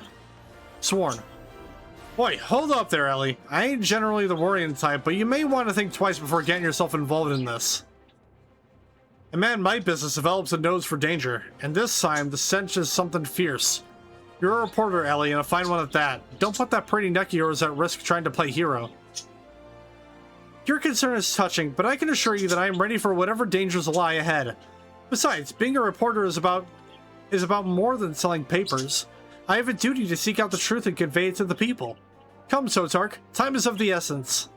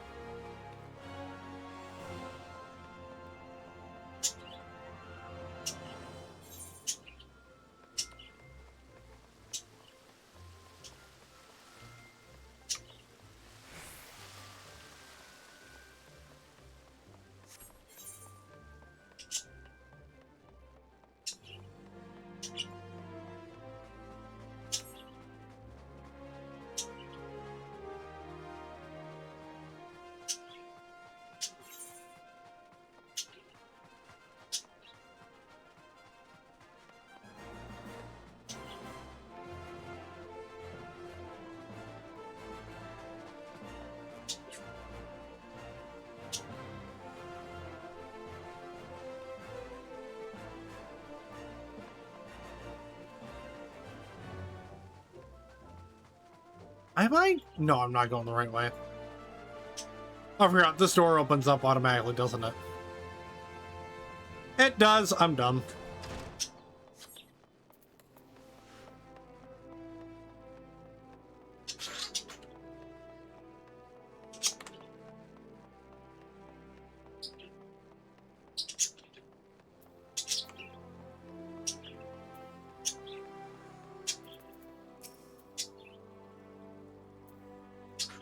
Halt! Only authorized personnel are allowed in. Thou bugger me with a broadsword. It's the gentleman of Light's adventure and companion that Ketty but Q reporter from the Mithril Eye. Well, if it isn't the self-styled warrior of light. Tell me, what tall tales did you spend to the Sultan's sworn recruiter to land yourself in this position? Only the 12's honest truth, miss. Seeing the gent... Oh my god, let me start over again. I can't speak. Oh my lord. Seeing that gentleman of light standing tall and triumphant that day, it moved me. To the depths of me soul, like... I vowed to put aside my sketchy past and serve the realm just like my hero, Master Hildebrand. The Sultans were impressed with my commitment and my sword arm, and they gladly welcomed me into their ranks. Wait, don't tell me. You've come to assist Master Hildebrand in his investigation, have you? Cor, why didn't you say so sooner? It's the least I can do to help the mates who unite me with my role model. You'll be wanting to speak with Phyllis. With Felice. She's one of the Sworn's best, and something of a history buff, it'd seem. When she heard the thief was targeting the 4 relics of Belladia, she personally stepped forward and volunteered to lead the investigation. If anyone has the information you're looking for, it'd be her. Wait here while I get her. I can trust you not to touch anything, aye?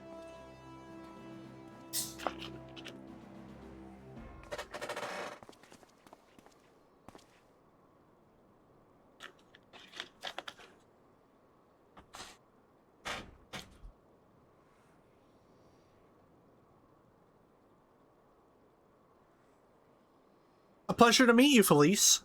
My name is Ellie from the Mithril Eye. As you may have heard, we're researching the Phantom Thief case and would appreciate any information that may shed light on recent events. The pleasure is mine, Miss Ellie. And if I'm not mistaken, that would make your companion friend here one Sotark Rulgar, yes? You know Sotark? As any regular reader of the Mithril Eye would, I must confess to being something of an unabashed fan of your work. Though it hardly befits my station to say this, I was secretly hoping that you would show up to assist in the investigation. Doubtless the inspector too, you also welcome a helping hand. The Sultan's sworn, the elite of Uldah's elite. I can only hope they prove more competent than the bungling mercenaries I've dealt with thus far. Inspector Briardian, always one step ahead of us. Miss Ellie, Sotark. A moment, if you would. Right there. Very good. Now face me, and don't move an ilm. Inspector, what is that in your...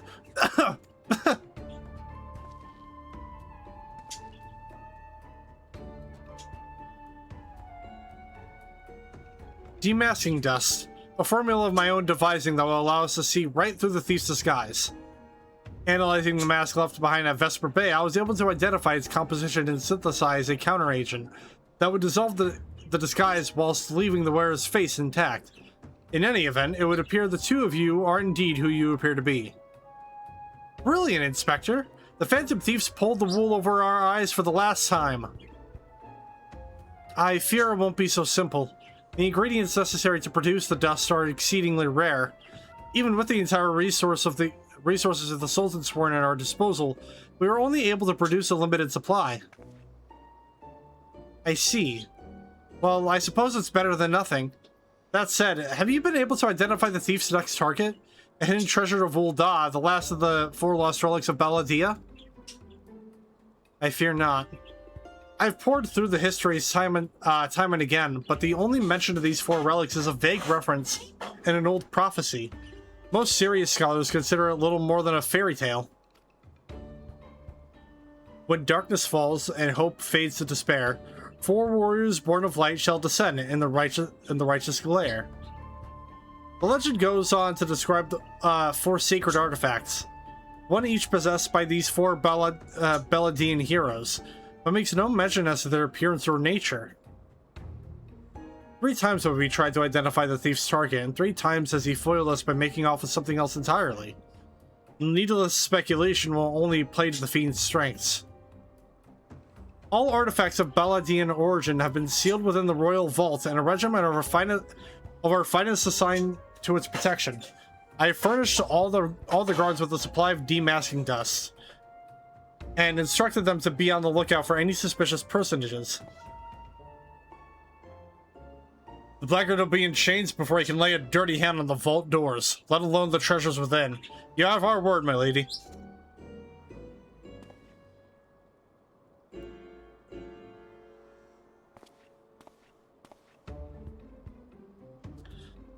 But there are even more disturbing matters at hand. Doubtless you have heard of the recent rash of murders perpetrated by our quarry.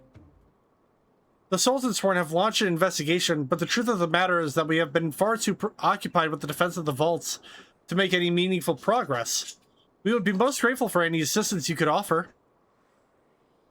A lady asks, and a gentleman answers.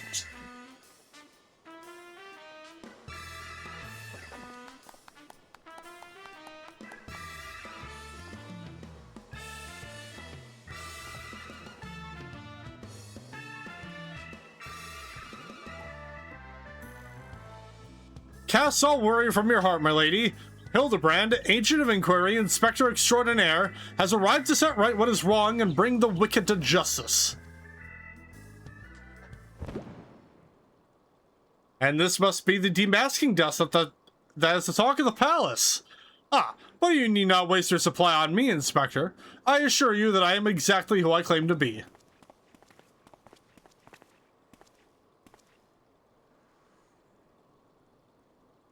A shame, that.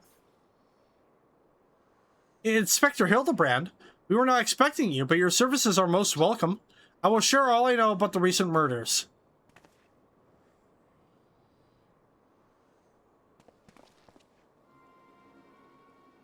The killer has claimed 3 victims thus far. The head of a publishing consortium, a high-ranking government official, and an influential scholar.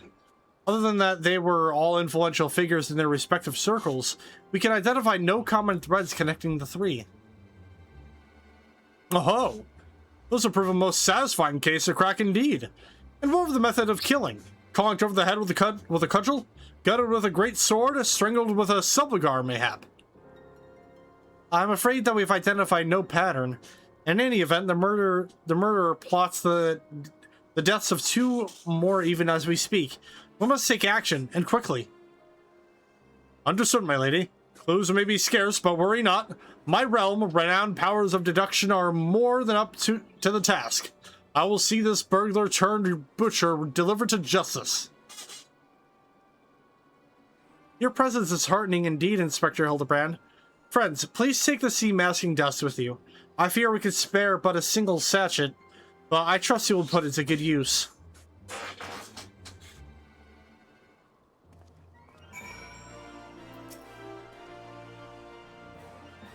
Come to accompany me on yet another case, friend. I like your gusto, but if you're auditioning to be my assistant, I fear that role has already been filled most ably. Still, a gentleman welcomes the support of all his admirers. I shall henceforth name you thusly, Sotark, my ever-loyal associate. And now, my ever-loyal associate, the investigation calls. I propose that we begin by inspecting the site at which the most recent victim met his demise. My questioning about the palace has revealed that the scholar's body was found not far from the 80 sins of Sasamo. Even the most circumspect of criminals cannot help but leave behind clues. Clues that will not elude my gaze. Friends, let us be off. Pray alert me should you see anyone suspicious. My ever-loyal associate, we must put Miss Felice's demasking dust to good use.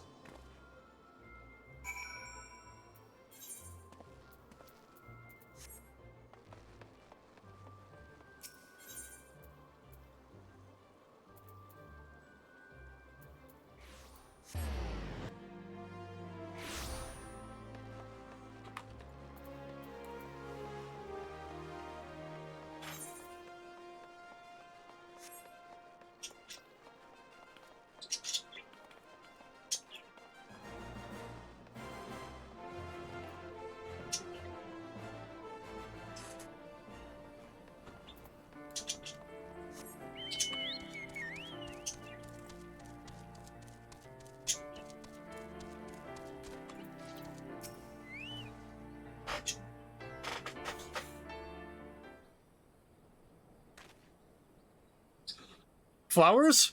Yes, it is all becoming clear now. Our phantom killer is a florist, who in his hurry to escape carelessly mislaid his wares. Just what do you think you're doing? Eh? Eh? Oh.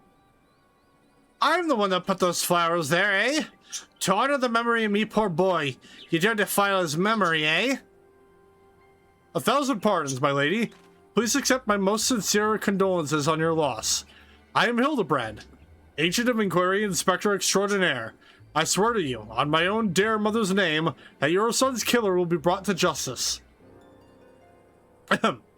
As I was just saying, these flowers were clearly placed here by the family of the deceased, which can only mean... Leave this place! Run away while you still can! Run far, far away! Run, or he'll turn you into a zombie, just like my poor boy! A living person turn into a zombie? Nonsense. Not nonsense, my boy. History. Or have you not heard of the horrors of SHILL?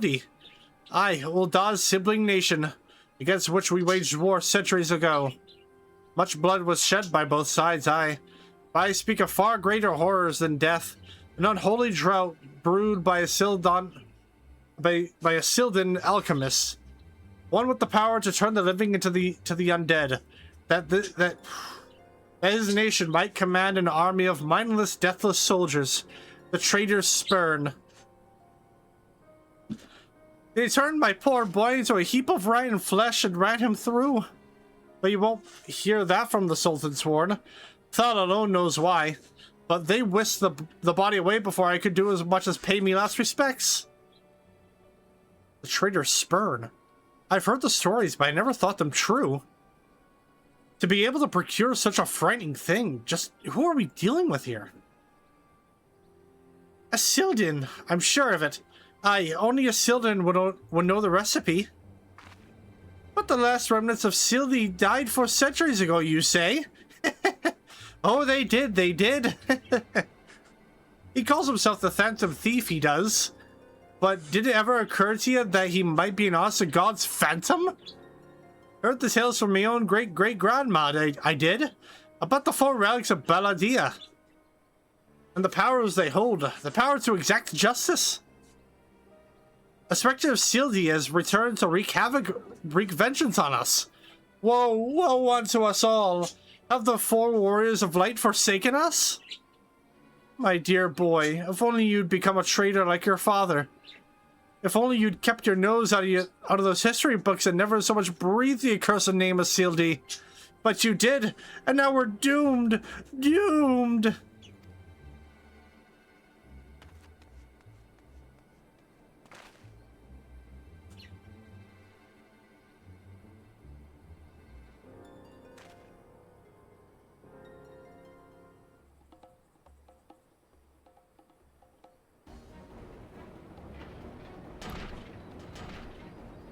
That bleeding horseman's here somewhere. I can feel it on me follicles. The most potent hair tonic the realm has seen? Aye, that it was. For all a fortnight before my flowing locks fell out all over again, just as I was chatting up a lovely young lass at the quicksand, just to twist the knife at extra ilm. Mountebank, charlatan! I'll find that so-called inspector and his sorry band. I'll pull every last strand of hair from their bleeding skulls.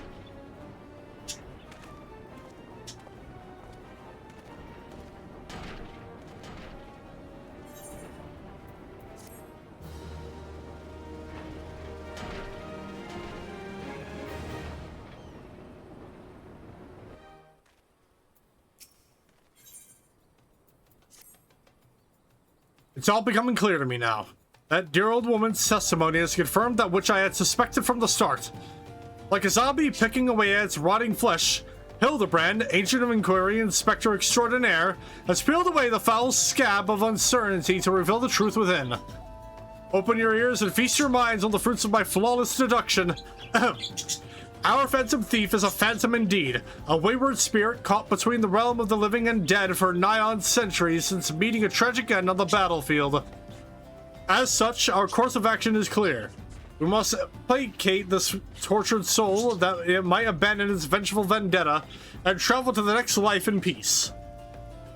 But what is the true nature of the Spectre's grievances?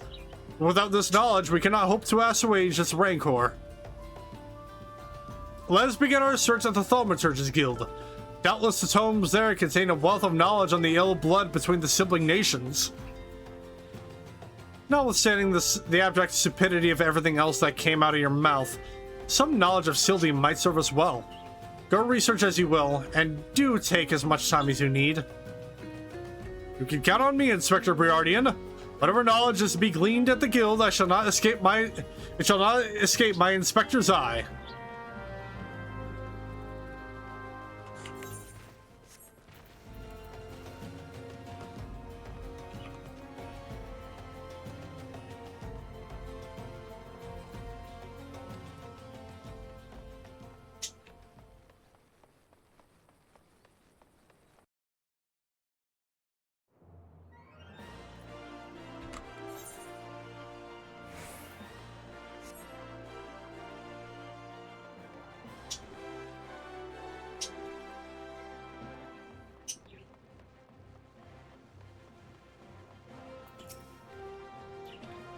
Gods be good! You're the adventurer who saved me back at the ruins!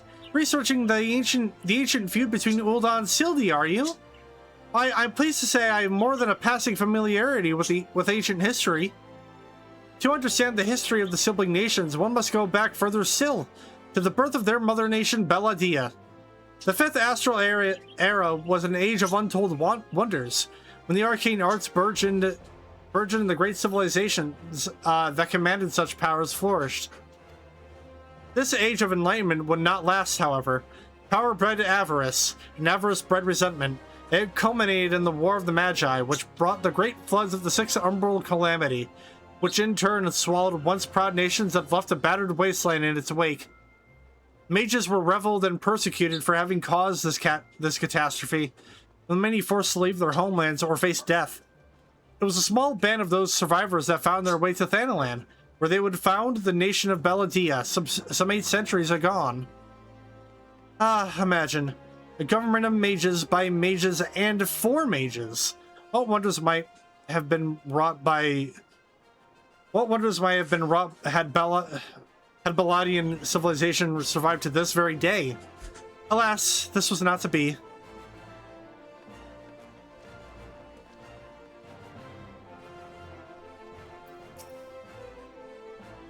Greetings, traveler. You would learn of the war between Ul'dah and the fallen Sultanate of SHILL. It would be my pleasure to enlighten you. The two city-states coexisted for several generations until the bad blood between them boiled over, culminating in outright war.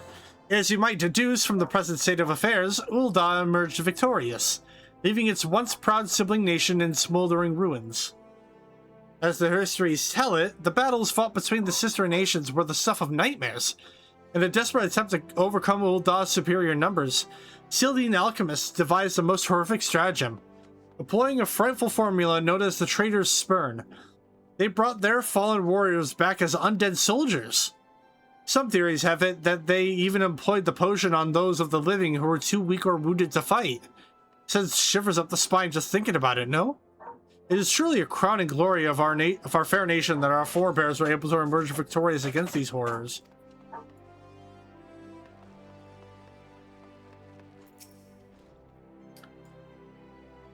You don't say. It's not every day someone comes here to our halls to research SHILL. As a fellow student of history, though, I am more than welcome to the conversation. Belladian civilization flourished in relative peace until twin sons were born to the royal family. The two were fierce rivals, and when they came of age and their father passed, each one claimed that he was the rightful heir to the throne. With neither son willing to relinquish his claim, they agreed to split their kingdom in two, forming the twin nations of Ul'dah and SHILL. But not unlike the two proud princes, the sibling nations developed a penchant for rivalry.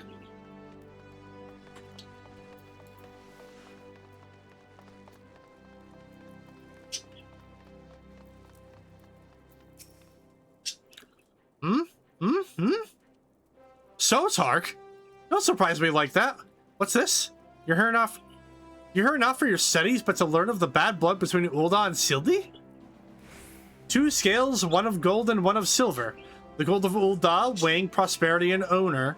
The silver of Sildi weighing knowledge and power. But the power sought by the 2 nations differed greatly. Yes, greatly indeed.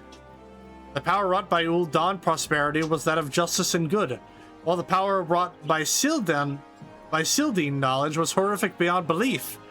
The power to rip the living soul out of a man and render him a mindless killing machine. On this matter, the histories are clear. But riddle me this, my friend. Who writes the histories, and what does this say of the words writ within? Yes, truth can be elusive and fickle as the shifting sands. As one example, did you know that in the war against Sildi, Ul'dah and Amalja warriors fought side by side? Likely you did not, and neither did I, until I encountered a faded passage in an ancient text buried deep in our archives. And yet, in the histories read by the populace, you will see no mention of this most fascinating fact. Might it be that someone, at some time, deemed this particular truth less than convenient? But I have said enough already.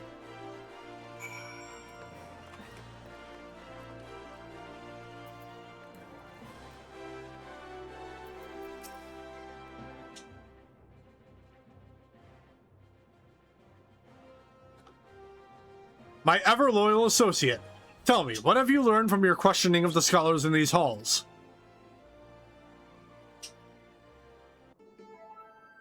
Indeed.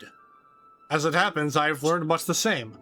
Let us take a moment to review, and allow my peerless powers of deduction to work their magic. A war of succession divides the great civilization of Belladia, giving rise to the sibling nations of Ul'dah and Sildi. The 2 nations coexist for some generations until ill blood boils over, culminating in outright war. Daunted by Ul'dah's superior military might, Sildi employs their advanced alchemical knowledge to horrific ends, transforming their own citizens, alive and dead, into a fearsome undead legion. Yes, I believe I have it. The facts at hand have led me to one unassailable conclusion. Our phantom thief is a descendant of doomed Sildi, who seeks vengeance against those who reduce his countrymen to slavering zombies. To pacify his soul and send him peacefully to the next world, there is but one course of action. We must find the Sildine statesman who conceived this dreadful stratagem, and have him apologize to the thief in person for the suffering he has wrought.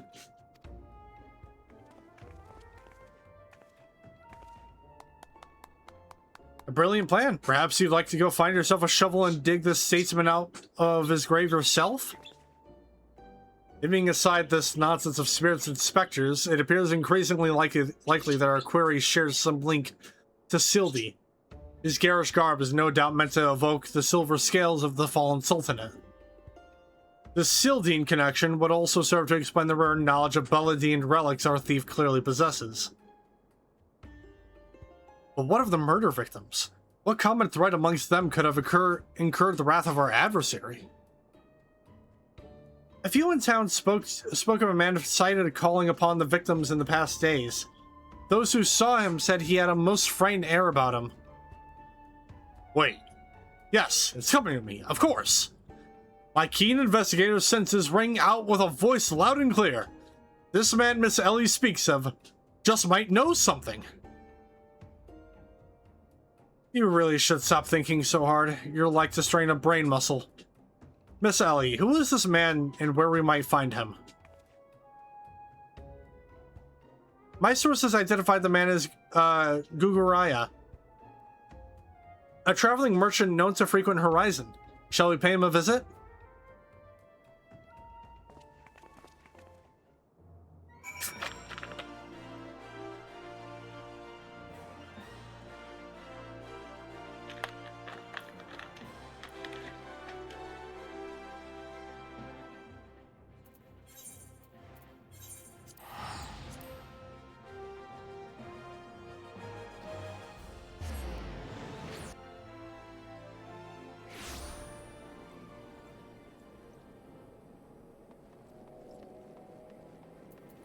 Gabagoo!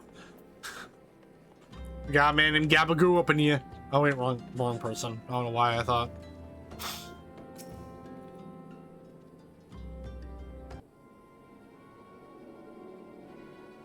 Yes? If you've got business, make it quick. My time's too valuable to waste chatting with every stranger who passes by. Forgive us, good sir. My name is Ellie, a reporter for the Mithril Eye. Never blinking, all-seeing. You know the rest. I was wondering if we could trouble you with just a few questions. Was it for love or money that you killed him? Yes, you, the thief of many faces. Me? A thief? Oh, what is this nonsense? I don't know who you are, but I ain't got the time or the patience for this mummery. Now, if you'll excuse me, an important client awaits. I thought I recognized that voice.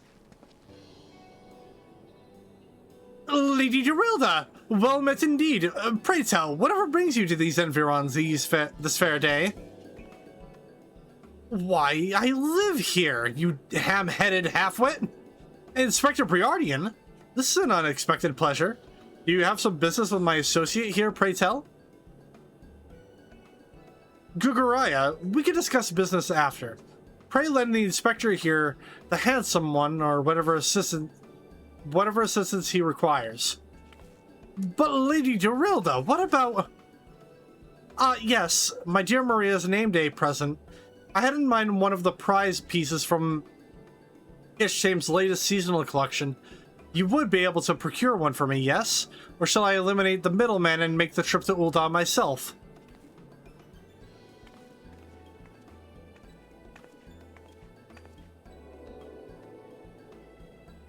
I'll say it just once more, Guguraya. I expect you to give the inspector and his companions your full assistance. They, yes, even the stupid one, helped me regain something truly priceless. Yes, something more valuable than any mere trinket.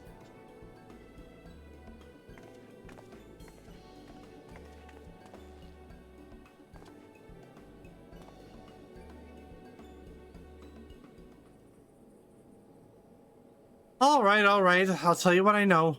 But you didn't hear from me, got it? I was looking into the killing on behalf of a client of mine. The thief's got himself some of that zombie dust.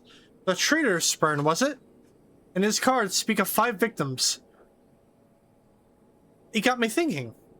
Sildi, 5 victims. The Arbiters of Truth. The Arbiters of Truth. I'm not familiar with the name. Aye, few would be, on account of them being something of a secret society and all. Influential personages of the Sultanate, you see, working from the shadows to keep false knowledge about the Ul'dah-Sildi conflict from reaching the ears of folk like you and me. False knowledge? Pray tell, just what sort of knowledge might that be? Thousand balls, don't make me say no more. I've got a family to feed. Very well, just tell us one last thing. Who hired you? And where can we find him? Hub! His name's Hub! When he heard what I said, he told me that he was going to set sail for Olympus with his 5 best sellswords to guard his back. Said there were many prying eyes at the airship docks. Said he had a private ship docked and waiting for him at Vesper Bay. But remember, you didn't hear none of this from me. This man Hob must be one of the killer's targets. Doubtless he also knows the identity of the remaining one. I doubt that. They say the Arbiters are so secretive they don't even know each other's true identities.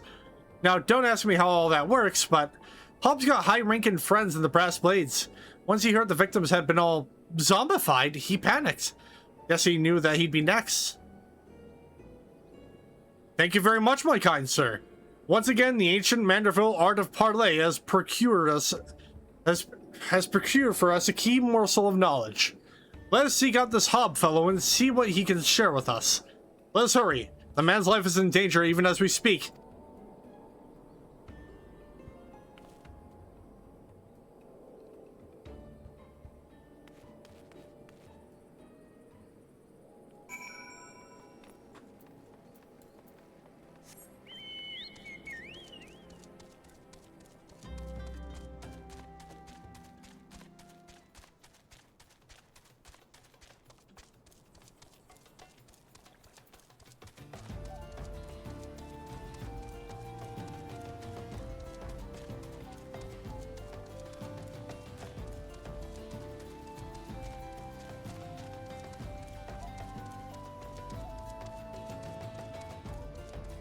Oh. Oh, that's a damn shame.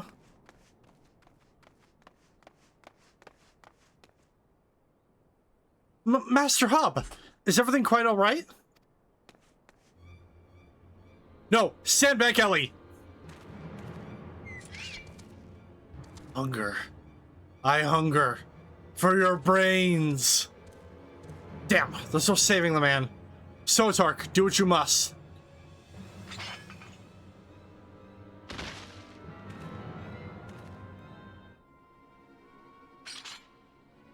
Yes, my first-hand knowledge of zombies tells me this particular shade of green is unmistakably that of the undead. Twould seem we were a few moments late to the scene. A message. And then there was one.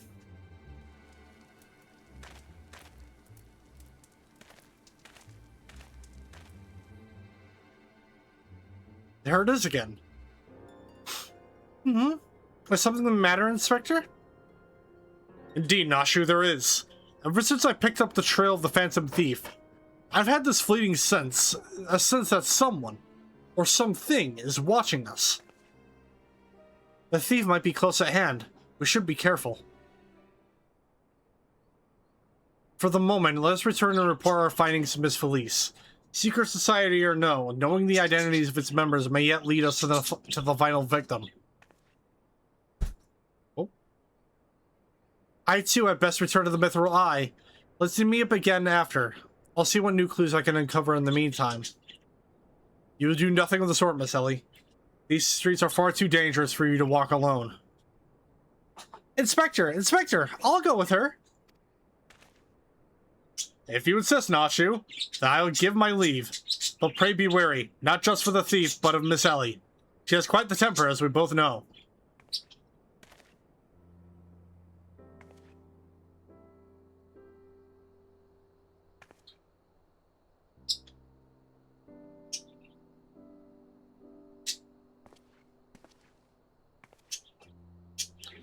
Miss Ellie, there is something I must tell you when this case is over. Be safe, and promise me that you will not attempt anything rash, as you did that time when the fiend took aim at my own life.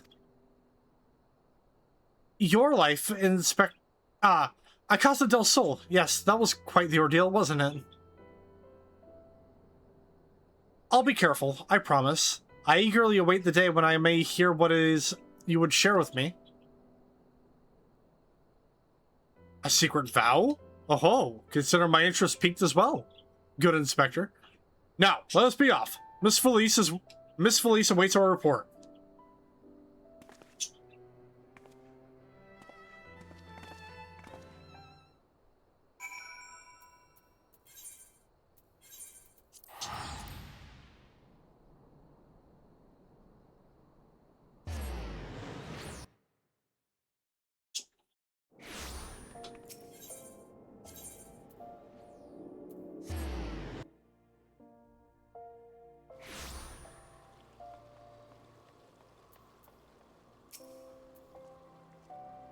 A fourth victim? Fall have mercy. Were you able to glean aught of a connection to the other victims? The Arbiters of Truth? No. No, it cannot be. Somebody, help!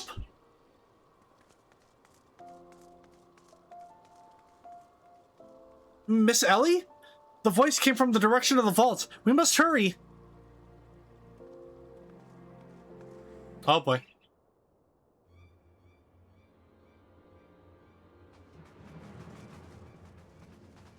Miss Ellie, are you hurt? That man, I only thought to ask him a few questions. Before I knew what was happening, he was upon me. I could only bash his brains with a conveniently placed bottle of mead. It would seem. Haha. Remind me not to get on your bad side, Miss Ellie. That said, is Nashu not with you? She saw a figure lurking in the shadows and went off in pursuit before I could stop her. This man wears the armor of a Sultan-sworn squire, yet his face is unfamiliar to me. Something is amiss.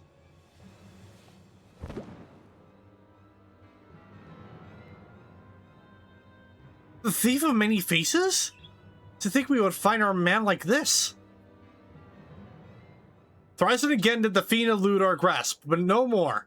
By virtue of a gentleman's ingenuous deductions and a lady's pugilistic puissance, I declare this case closed. I return the sachet to you, Miss Felice. Whilst the gesture was appreciated, in the end it proved superfluous to my cracking of the case. Uh-oh.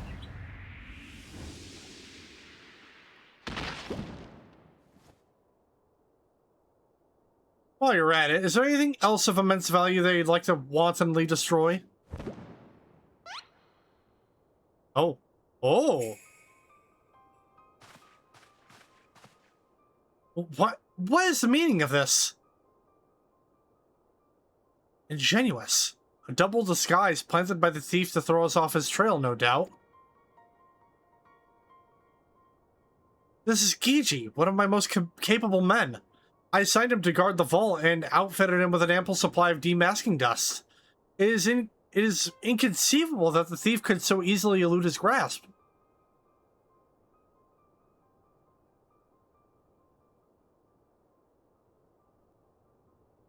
Unless the thief was not wearing a mask.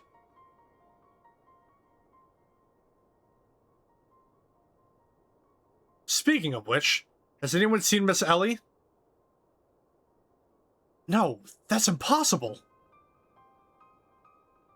Of course, it all makes perfect sense. With the phantom thief to thank for her burgeoning readership and rise through the ranks at the Mithril Eye, Miss Ellie could not bear to face the possibility of her story of a lifetime coming to an end. Thus, she hatched a plan to...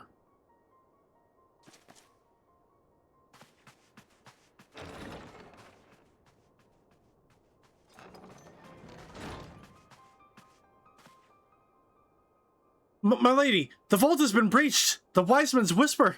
It's gone! For her foul crimes against the Sultanate, I hereby declare Ellie of the Mithril Eye, the thief of many faces, an enemy of the state. Deploy all troops and do not rest until she's in custody.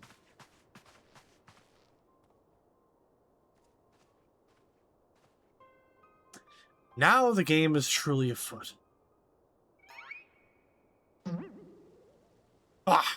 What is the meaning of all this racket and rumpus? Just as we were about to make our triumphant return. Is that so? Isn't that so, Enkidu? Bakam!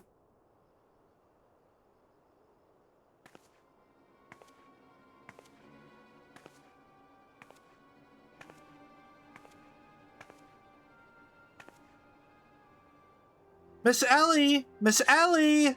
That shadow you said you saw? I think it was just a dormouse. Oh!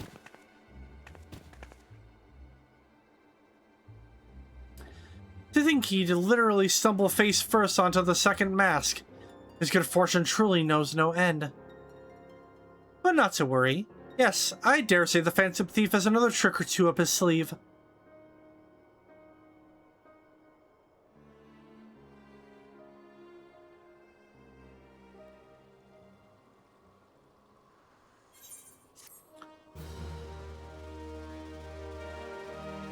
Crazy shit is coming about.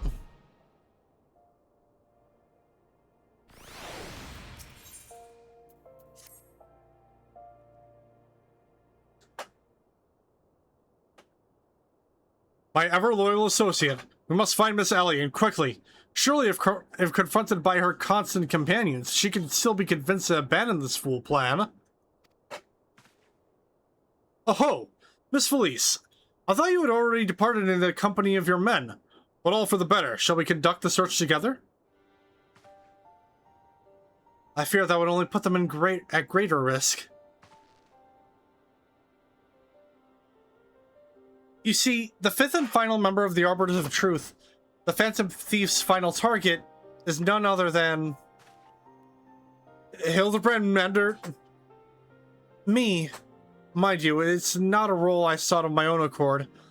My name and my passion for history are somewhat well known in the Sultanate.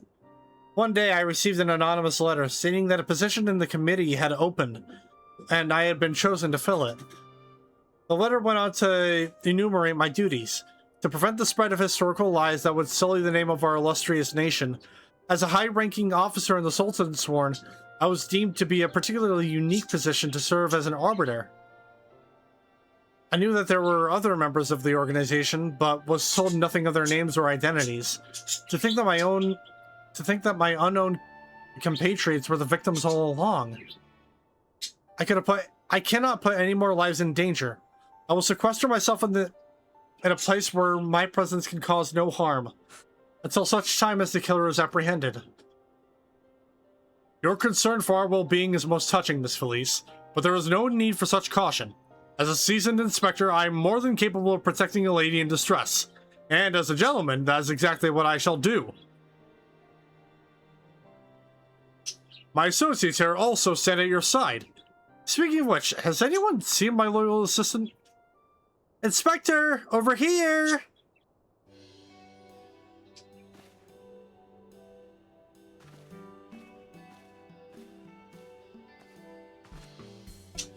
Ah, there you are, Nashu. You really shouldn't run off on your own like that. I was worried sick about you. I'm sorry, Inspector. Miss Ellie said she saw somebody in the shadows. So I went to take a look. Now, there wasn't anything there but a dormouse. But it was a really cute dormouse, you see.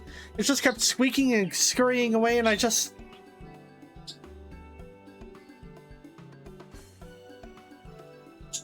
Pardon me for a moment, Nashu. Yes, my inspector's senses speaks to me. Someone is watching us, Sotark. Let us split up and canvass our surroundings.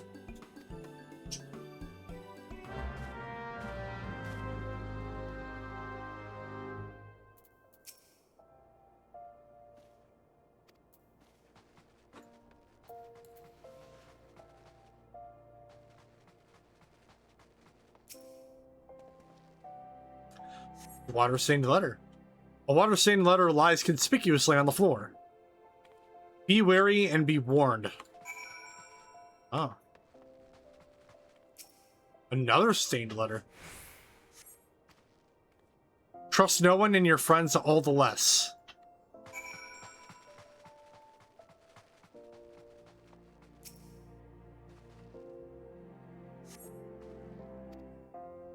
This will avail you well. Use it wisely. You obtain a sachet of demasking dust. In the next instant, you feel an intimidating presence behind you.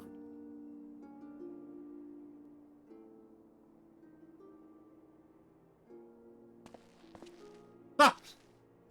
Ho ho ho! Visit my beloved son's staunch companion, the mighty Sotark. I was in the area on a matter of business, which I curtailed when I felt a suspicious presence from the shadows.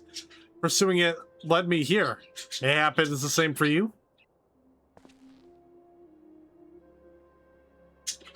Oh ho! So your pursuit of the thief of many faces has taken quite the unexpected turn. And now you have come upon a series of anonymous letters? Mayhap our watcher in the shadows is a friend. Or is this but another trap laid by the fiend? Yes, the plot thickens like a dollop of salamander oil. In either event, I dare say the circumstances call for utmost caution. The thief could be anywhere, or anyone. Myself excluded, of course. No mere mask could replicate the physique of this Manderville man. That said, I fear my dear Hildy may be in a bit over his head this time. Allow me to assist you in your investigation. Were anything to happen to Hildebrand, his dear mother would, not be pleased.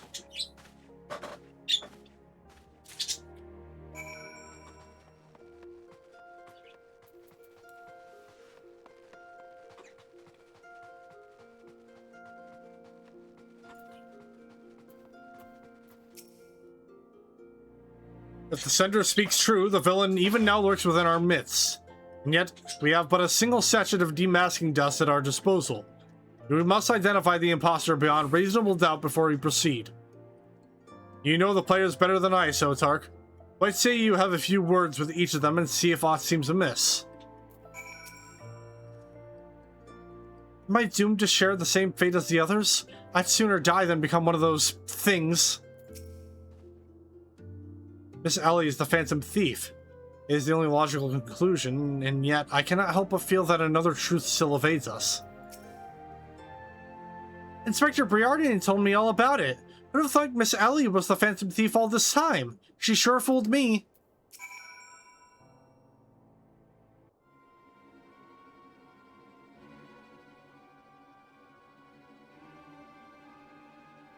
Nothing particularly odd about any of them, you say? It stands to reason the fiend would not take such a risk if he were not utterly confident that he could pull off the ruse. Curses. This one's not half the fool as his son is.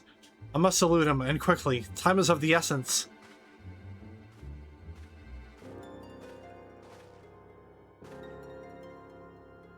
I questioned the Sultan sworn outside. To a man, they insist they have seen naught of Miss Ellie. Wherever could she have gone? Oh, Father, what brings you here?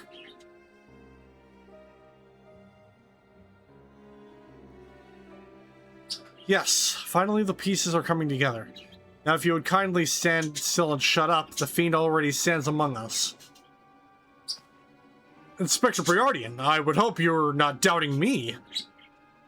While I'm quite convinced that even a master impersonator would struggle to recreate your particular brand of idiocy, the fact remains that anyone here who has spent even a moment alone must be considered a suspect. The thief has proven to be highly efficient at assuming new identities. An astute observation, my gangly friend.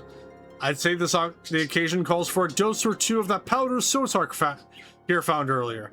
There wouldn't have to be another satchel or two lying about, would there?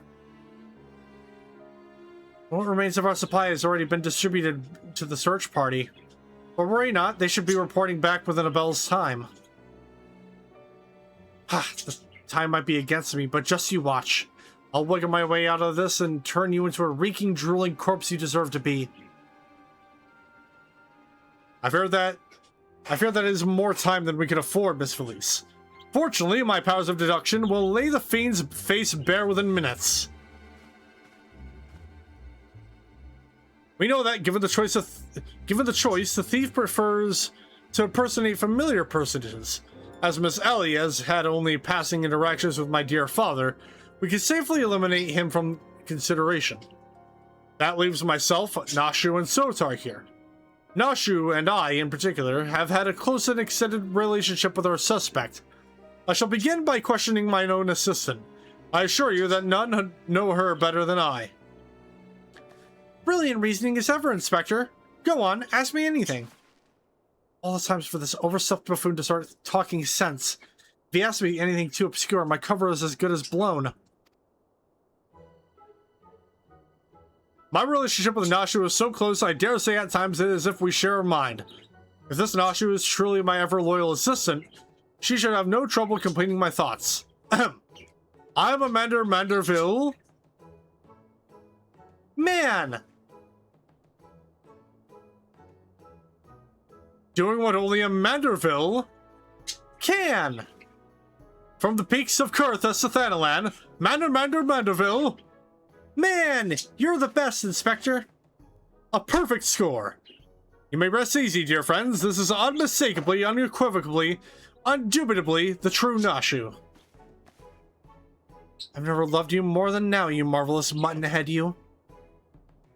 Nashu, is something the matter? Just because you've picked up a few more wrinkles beneath the eyes, there's no need to avert that charming face of yours. Wrinkles? Wrinkles? Look who's talking, you crusty cretinous old... Whoa. Genius Inspector?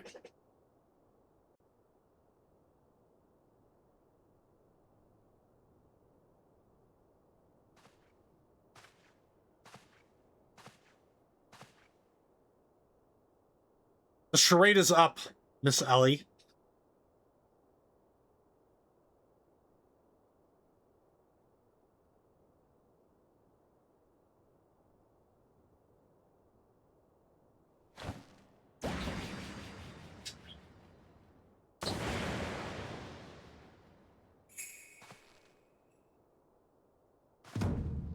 Eh?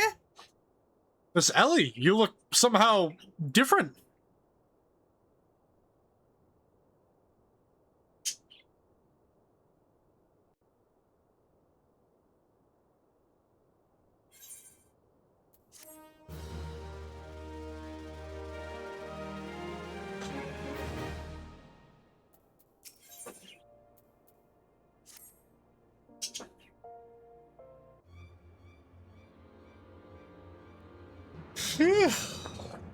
My apologies.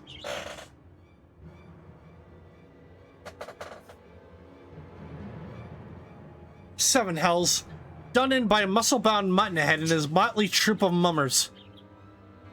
Just who are you? The resemblance to Miss Ellie is most uncanny, and yet... Consulting Inspector Briardian. Once again, you failed to measure up to your lofty reputation. Of course we resemble each other. Ellie is, after all, my own flesh and blood, my beloved sister and my eminently capable partner in crime. 1,000 faces I may wear, but only one name do I bear. You can call me Cece. Charmed, I'm sure. Are you quite all right? Why, you look as if you've seen a ghost. Despite my moniker, I assure you that Ellie and I are no specters. What we are, mind you, are the last living scions of Sildine aristocracy. Bemused, are you? Befuddled to find two sisters behind the mask? Try using your brains once in a while.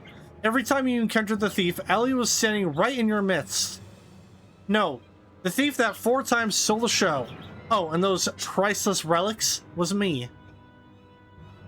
Meanwhile, Ellie hid in plain sight, supplying me with just the knowledge I needed to stay one step ahead of my pursuers, all while spinning the hair-raising tales of my exploits that won the hearts of this nation.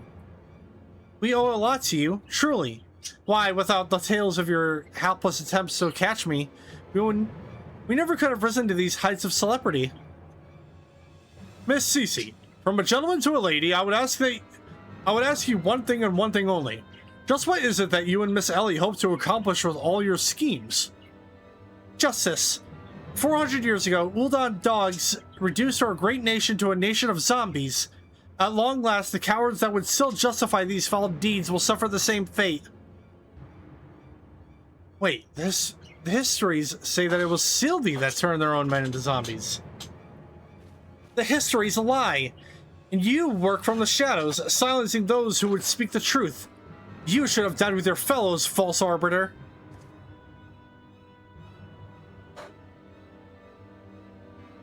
It was Ulda that ordered the creation of that dreadful powder, and wielded it as a weapon against our proud ancestors. The history of your glorious sultanate is built on a lie. What is this madness you speak, woman? Not madness, truth. The powder in my possession was stolen from the Uldan army 4 centuries ago by one of my ancestors. They say it was his final act of courage in the moments before his leg fell off and his riding head dropped from his shoulders. This is the truth that the histories don't tell. The truth that this doe-eyed sultan sworn would kill to keep buried deep in the sands of Thanalan. But your time of reckoning is nigh. Oh yes, before long, you and everyone in this rotten nation will know firsthand the horrors my ancestors knew. And just what do you mean by that? Oh, how the idiots lap up the stories. A masked crusader for justice, a dashing rebel waging battle against power and authority. Oh, if only they knew. But they will see soon enough, when they're eating each other's brains out on the streets. In the last days before our proud nation was razed to the ground, a band of the final survivors stole a vast quantity of the powder from the Uldan vaults, hiding it away in a secret vault sealed with powerful magics. The sole means by which the vault may be opened? By assembling 4 secret relics from Baladia. 4 relics once housed in the royal palace of Sildi, before the Uldan dogs stole them and claimed them for their own. And so it dawns upon you at last. Yes, even as we speak, Ellie makes for the vault, the 4 relics safely in hand. Just think, one day you'll be able to tell your grandchildren you were there when zombie powder rained down upon Ulda. No, wait, you'll all be dead! Preposterous!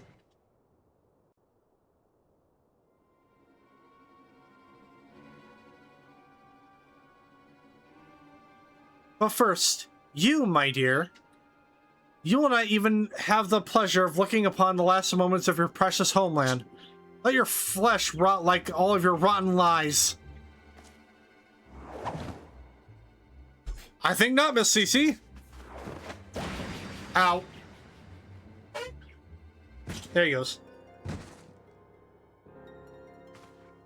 Hildebrand! You idiot! Just for once, could you not get in the way?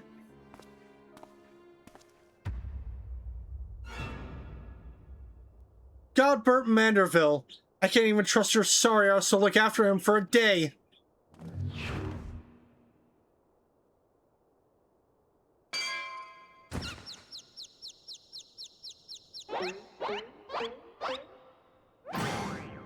I knew it!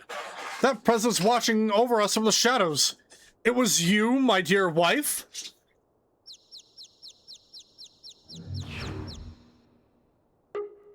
Uh-oh.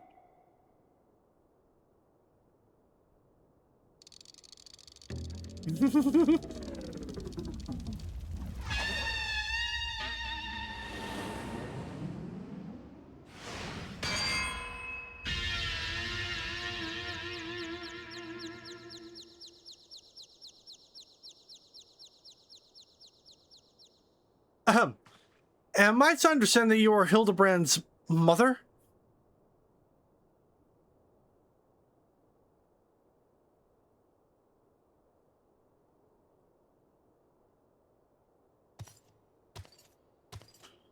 Aye, this is more like it. Hand to hand, skillet to skillet. That's enough to send a warrior's pulse racing. Prepare yourself, Sotark. The time of our final battle confrontation is nigh.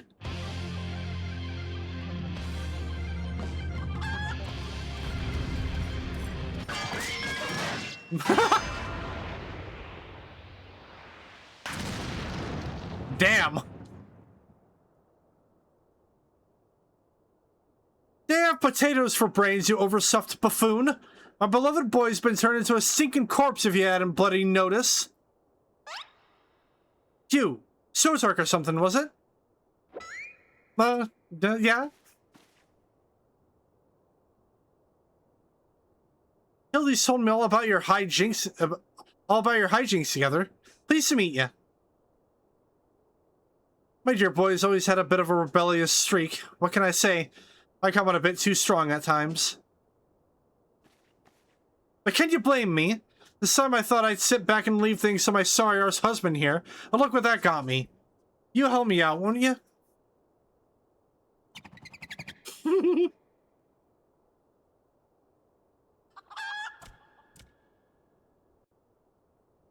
Woman's scary.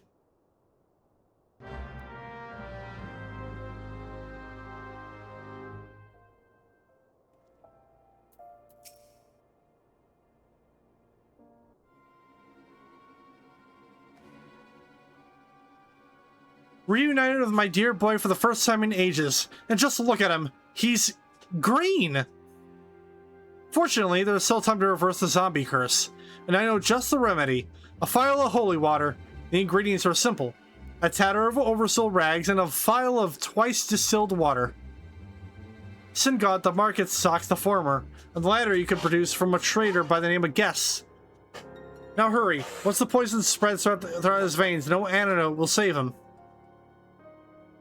In the meantime, I will search for the bumbler's bumbling assistant. With any luck, Miss Nashu is still alive.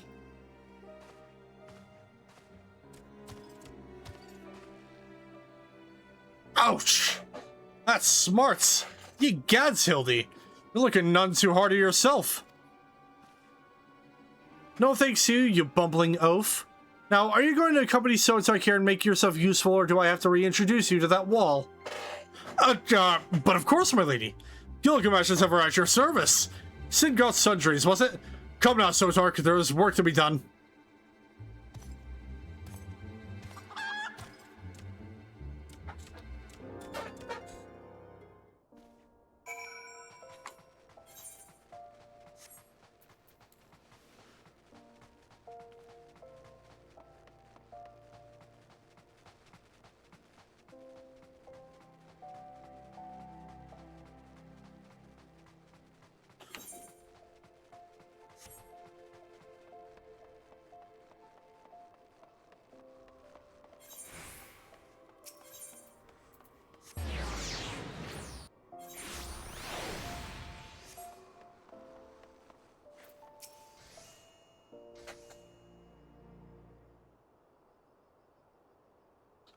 Oversoul rags, you say?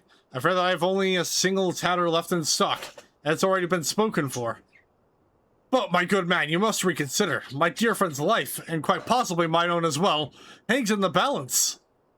I sympathize with your plight, friend, but a man has to make a living. I've been promised a copious supply of rare chimera membrane for these rags. Unless you can offer me the same, no deal. Gah! You expect us to be able to summon such a rarity out of nowhere at a moment's notice? Well, look at what we have here. If it isn't the Warrior of Light from the Colosseum. Funny who you meet at these markets. Oh. It's you two.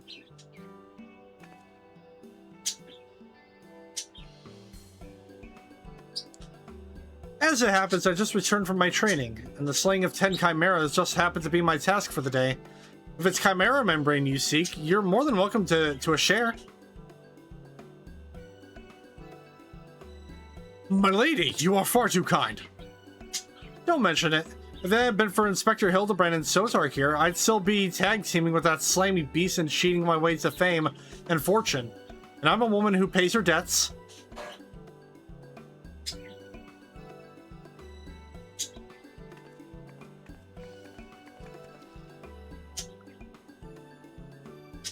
Oh, take me if that wasn't Avila the Tempest.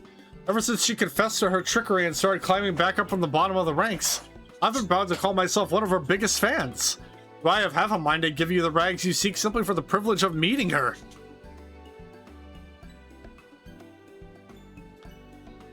A kind sentiment, my good man, but we are more than happy to uphold our side of the bargain, aren't we, Sotark? And with this, our task here is done. Now let us find this traitor named Guess.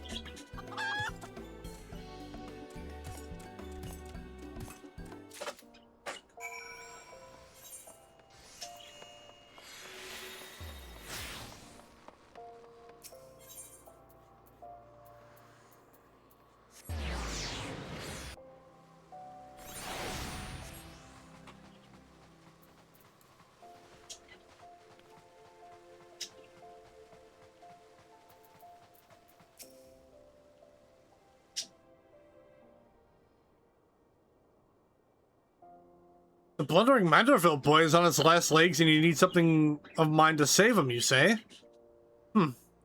Perhaps you could give me a good reason why I should care. Those bloody Mandervilles are richer than the traders themselves, yet they have the audacity to haggle me down to the last gil for every purchase. If the family line ended today, I'd be happier. I'd be a happier and wealthy man. Now, I believe the ballroom calls. Good day to you, and do pass along my condolences to the grieving parents. Have you not a shred of honor or compassion in that spindly body? Business rival or no, the man is on death's doorstep. After the events of that day, my father will not so easily forgive and forget, but it matters not to me. No, my love for you is as deep as the 7 seas. I beg of you, my lady, may I have this dance?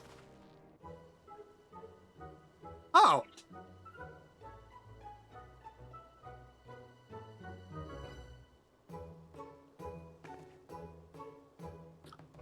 The whole gang's here! Sotark, what a lovely surprise! Are you here for the ball, perchance? Heavens! The poor inspector! Well, if it isn't the Lapis Maiden in the flesh! What say you bid farewell to preening fops and scruffy adventurers and share a dance with a cultured gentleman befitting of your great beauty? Why, it would be a pleasure and an honor both, my lord.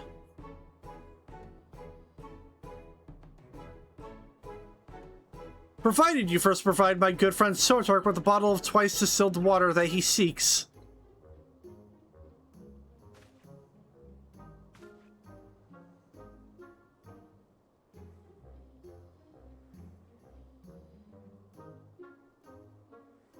You know this man?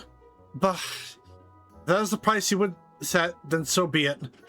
Take it. It's barely worth its weight in gil anyway.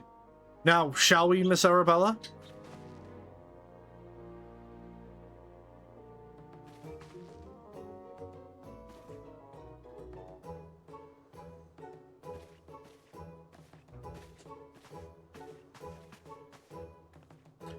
I knew Hildy to be a worthy rival, but to think he was this beloved by so many. Clearly this realm would deeply mourn his loss.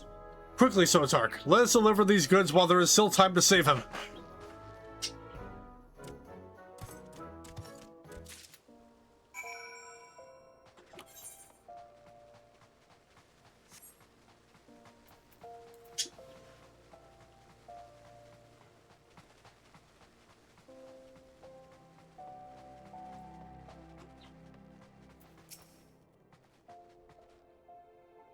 I trust the two of you wouldn't dare come back empty-handed.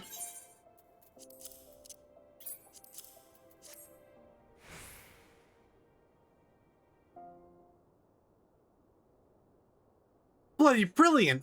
I take you over my muscle-headed half-wit of a husband any day. Now stand back and let me show you some real Manderville home cooking.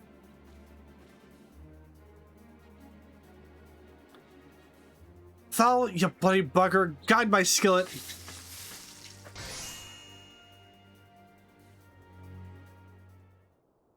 Aye, that should stop its spread. Now it's up to Hildy to flush what's left out of his system. Don't worry, he's my son after all. I reckon he's still got some fight left in him.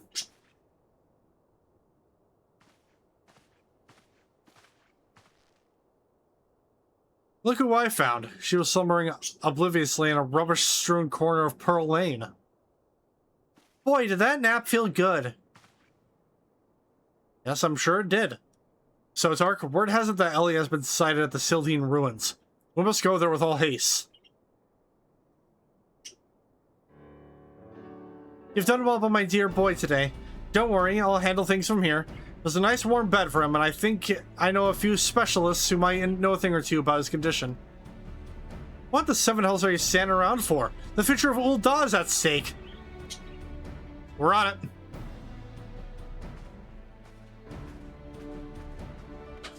Sotark, my strength is yours as well. For Ul'dah and for our friend Hildy. You remind me of my husband. What with you having more muscles and sense. If you're so keen on making yourself useful, why don't you run to the markets and bring me some fire crystals? Keeping my boy warm is key to fighting off the zombification. Let's see, I believe 20 crates or so should suffice. I am a warrior, not... yes, my lady.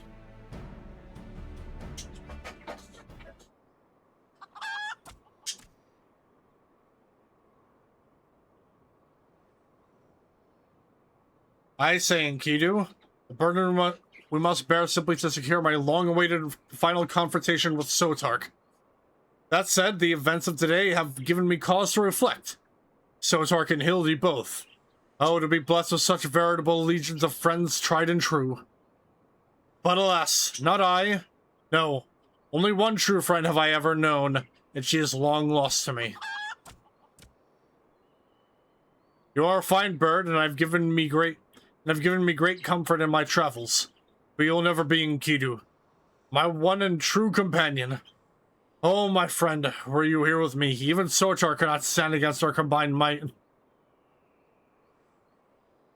Oh, Enkidu, wherever you may wander, hear my words and return here to my side. Enkidu, do you hear me? Enkidu! Good gods! What was that flash from the heavens? It nearly blinded me. And what? The crystals? Where have they gone? Fancy meeting you here, old friend. That voice. Could it be? My faithful companion. Why must you always make me wait so?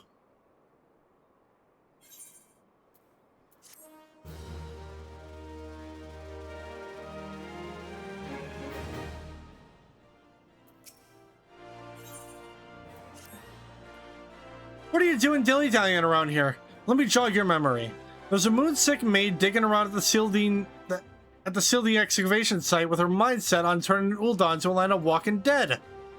You're concerned for Hildy's most touching, but don't you worry. Mommy Dearest isn't going to let her beloved son kick the bucket that easily.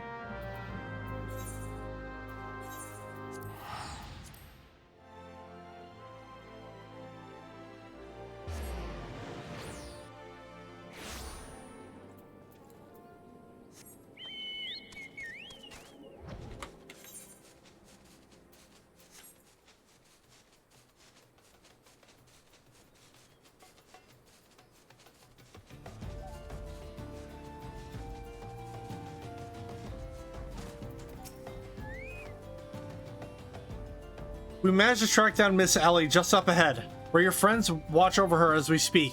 Yet no matter how many times we try to reach out to her, she refuses to so much as answer. Needless to say, we considered physically incapacitating her, but that crate she's sitting on isn't just a makeshift chair. It's filled to the brim with the traitor's spurn. One misstep and the consequences could be dire indeed. You are our only hope, Sotark, even in her single-minded rage. Surely the time you spend together must still count for something. You need not put yourself in undue danger. I only ask that you step forth to where your voice may be heard and call out your friend's name. I beg of you, Sotark. Surely if anyone can convince the woman to abandon her madness, it is you.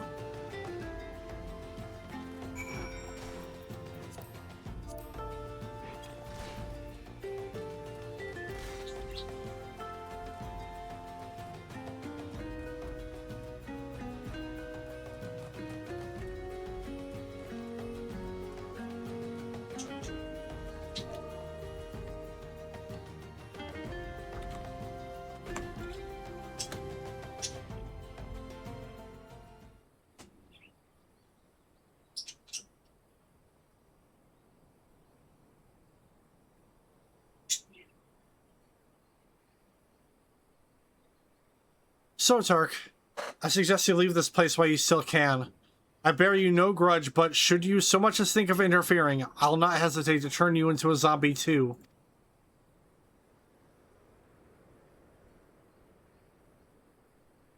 So it was you after all. Consider me disappointed.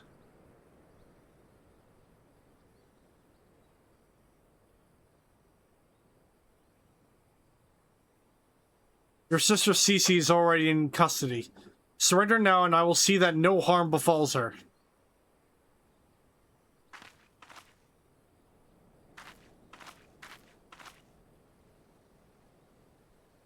I kind of forgot that she was the twist, that this was like the twist. I'm gonna be real.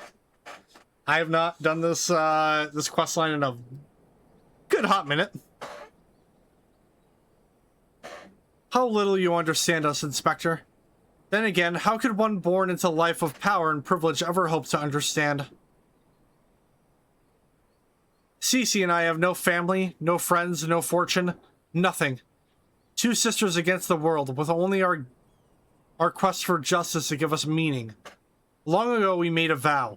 Should the worst happen, our mission takes priority over all. Yes, even our own wretched lives. Do you see now? Anything I might have once had to lose, I lost long ago. Now stand down or suffer the same fate as the old dogs you would defend. Ellie, stop this madness! I'm sorry, Inspector.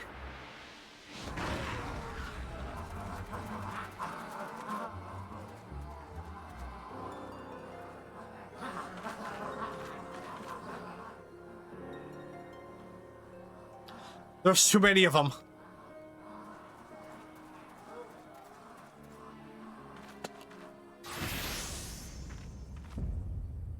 Oh, fuck. All in a day's work for a Manderville man.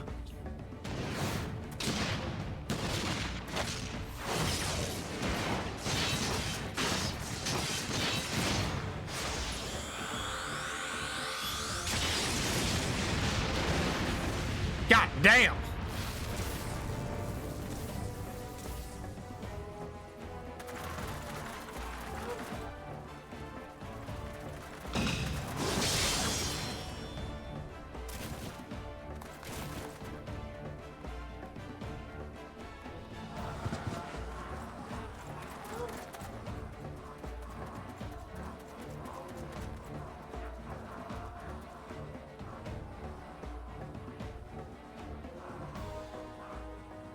You only delay the inevitable. I have an entire legion of the undead at my beck and call. Face it, it's only with Inspector Hildebrand's ridiculously good fortune that you even made it this far. And he's as good as 6 foams under. Be forewarned, girl. Know that I speak from experience when I say, underestimate Hildy and you do so at your own... Underestimate Hildy and you do so at your own peril. I'm afraid you underestimate me as well. No mere splash of holy water can stave off the effects of the traitor's spurn. I fear the good inspector's luck has finally run out. Thos balls, is there no end to them? I'm not liking our chances. Greg, was it? He's just like, yeah, fuck it, whatever. It's a shame to lose you, Sotark. Warrior of light that you are, you might yet have served one last purpose for us. Go forth, my zombie minions!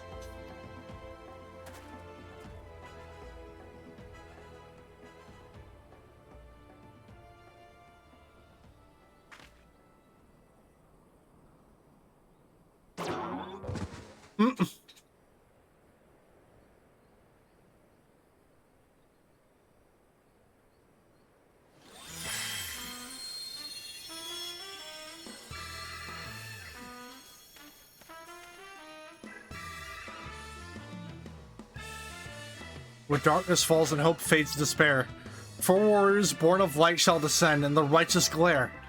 Bugger me with a broadsword, are my eyes to be believed? That pose! No, these are not 4 warriors of light that I see.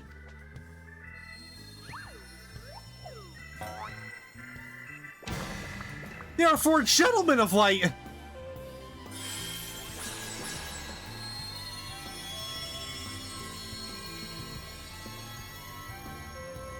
Just so, my good man. Hildebrand, agent of inquiry, inspector extraordinaire, has made his triumphant return. Did you miss me?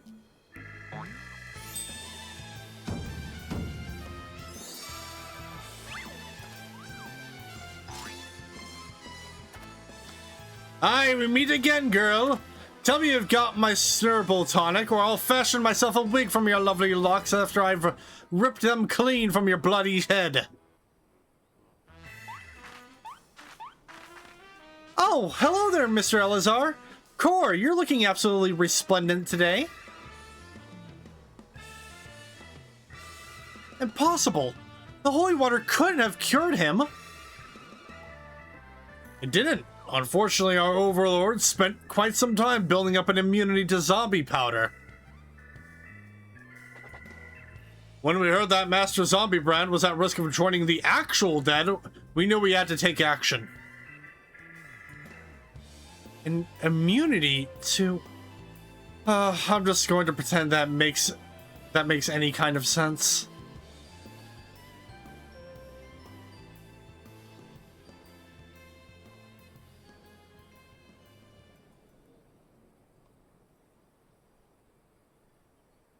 The game is up, Miss Ellie.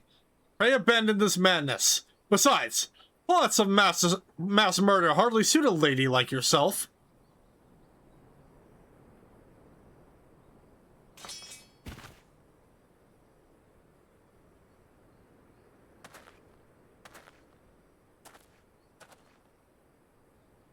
It's over. It's all over. Inspector Briardian, you said there was something you would tell me when all was through. I imagine you have no words for me now. Ellie, your powers of deduction are wanting. You said that you had lost everything and everyone you had to lose, did you not? As for me, I found someone with whom I intend never to part.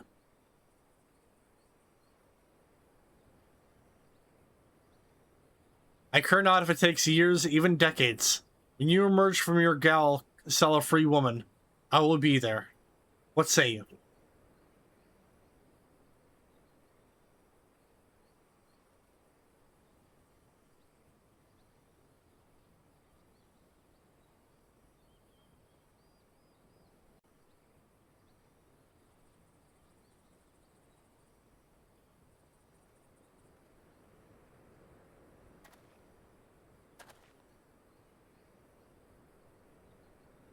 Miss Ellie, while the crimes perpetrated by you and your sister are unpardonable, you are far from the only ones guilty. On behalf of the Syndicate, I offer my apologies for the false aspersions cast upon your ancestors. You said that the nation of Ul'dah was built on lies. Seeing what I have seen today, I cannot deny your words. Will not be an easy task to rewrite, nay, restore history, but know this. I will do everything in my power to bring the truth to the fore.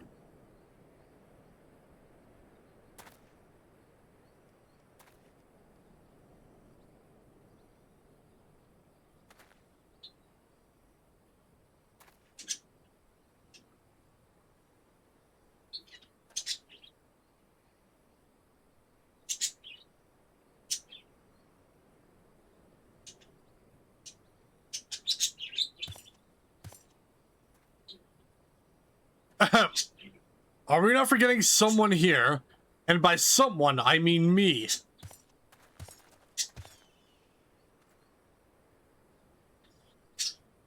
If you're quite done playing Cloak and Dagger, I require Sotark's presence for a matter of far greater importance. Aye, the time of our too long delayed confrontation is nigh. Why the long face, friend? Ah, but mayhap this will give you singing a happier tune.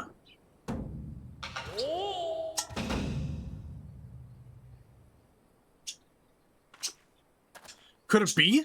The Treaty Blade, and the true one at that. None other, and I have not the slightest intention of parting with it, save it for the one who would defeat me in single combat. Ah, but I misspeak. It will not be single combat this time. Is that my cue, old friend?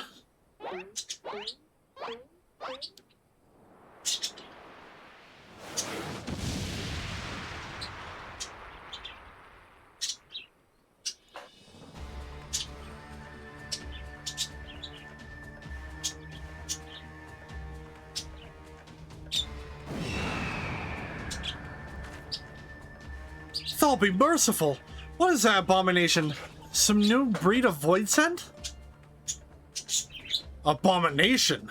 I'll thank you to address my companion with courtesy, girl. Ah, but 'twas the most curious thing. There I was, hauling a crate full of crystals for Hildy's mother, and thinking how much better things would be if my dear friend Enkidu were here. Then came a flash from the heavens, and the next thing I knew, there she was. By the gods, it makes perfect sense. Doubtless the crystals heard Greg's heartful plea, summoning forth his friend. Nay, no mere friend, but rather the primal Enkidu. The world has now completely and utterly ceased to be bound by the laws of logic. Sotark, you may have bested me in the past, but facing the two of us together will not prove so easy a task. And yet, I trust you will not shirk from the challenge. Aye, Enkidu and I shall await you at Amdapor Keep.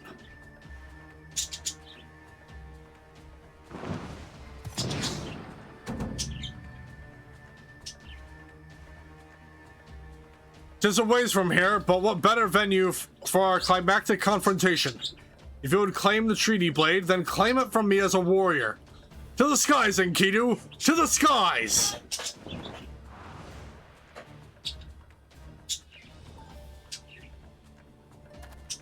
2 against 1? That's not very gentlemanly of you, Greg. Come, Sotark, to Amdapor! This is a grave development indeed. Do you think that one man could summon a primal on his own? I must send word to the Scions at once. Hello? Right here.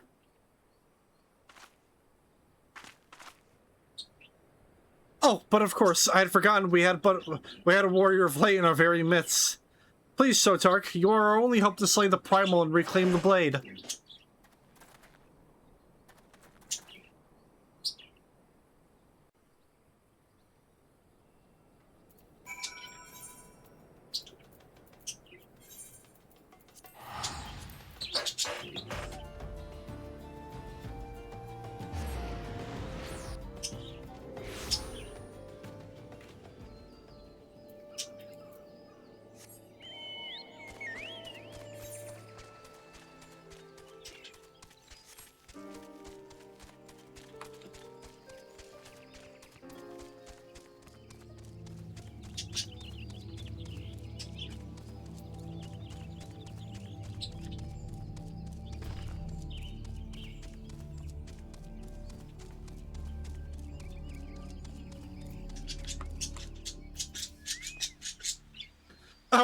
Is that you, Sotark? Pray forgive me. I was right on Greg's trail when I encountered a subterranean curiosity that demanded my immediate attention. I will be concluding my investigation forthwith, but in the meantime, might I trouble you to entertain Greg and his primal friend in my stead? Together we will reclaim the treaty blade from that knave, Sotark. Yes, just go on ahead. I'll be along directly. Battle in the Big Keep now accessible.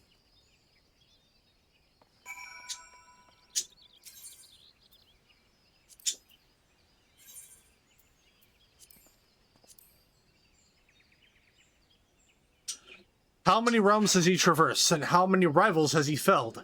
Gilgamesh journeys ever onward in his unending quest for the strongest of weapons. But the road is long and lonesome, and a painted rooster, loyal and noble as the bird may be, can bring a man only so much comfort in the darkest and most trying of times. So it was that Gilgamesh turned to the heavens, pleading to be reunited with a long-lost companion. Be it by fortune or fate, his prayers were heard, and the stage for the final confrontation is set. To the victor goes the treaty blade. Will we be lucky this time with a quick queue time? I'm suspecting maybe not.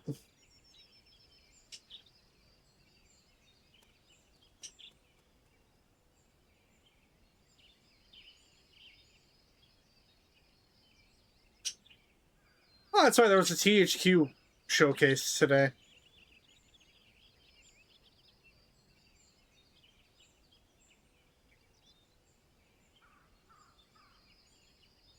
Did that already happen, or is it happening in a little bit?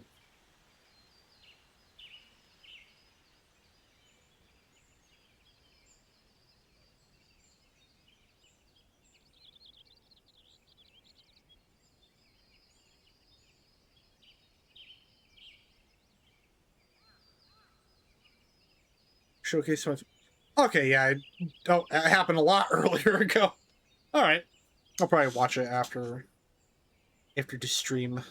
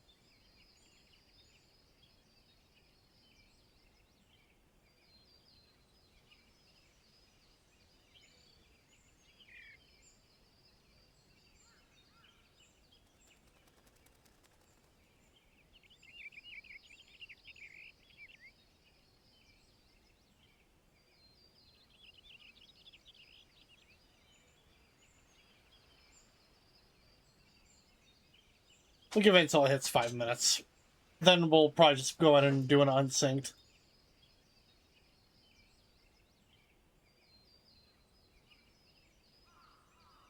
Not everyone is doing the Realm Reborn Gilgamesh battles these days.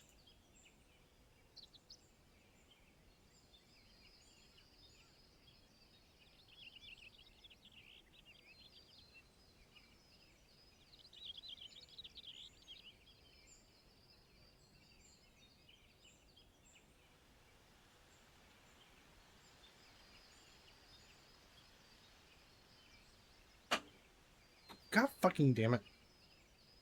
There.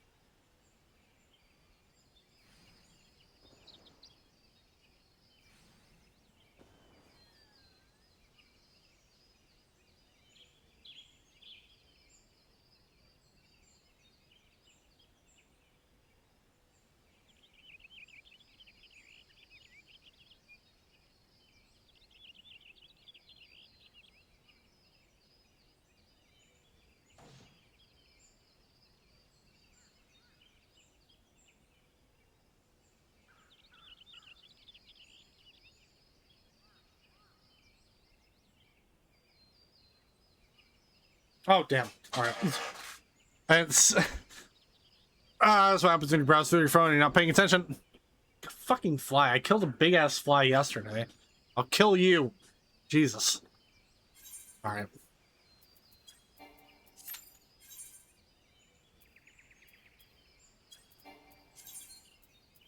Unrestricted. Let's go.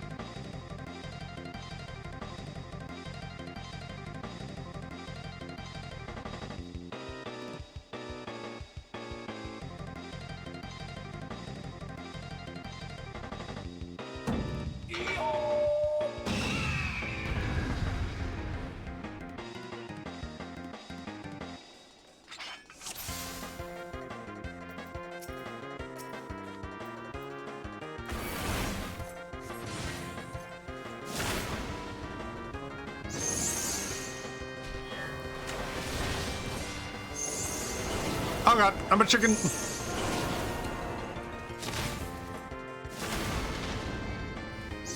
Oh lord. Oh, holy fuck. Oh.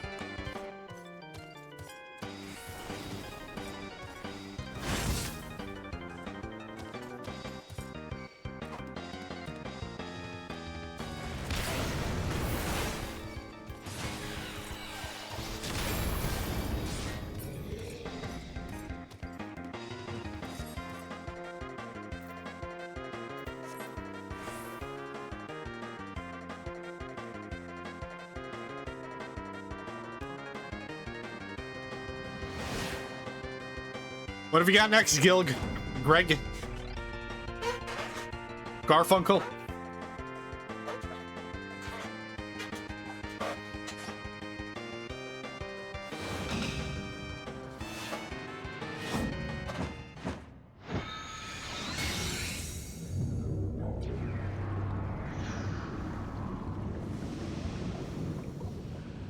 Dear God, he's mocking.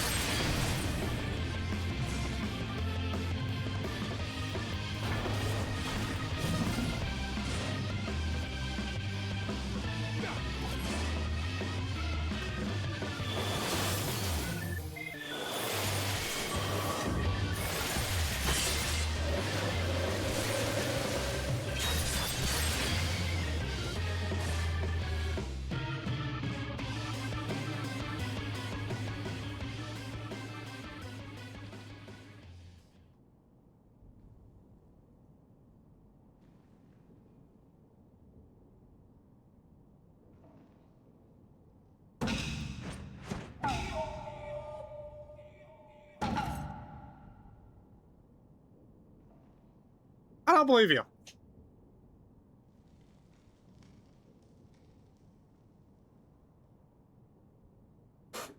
You fucking hit the blade? This son of a bitch.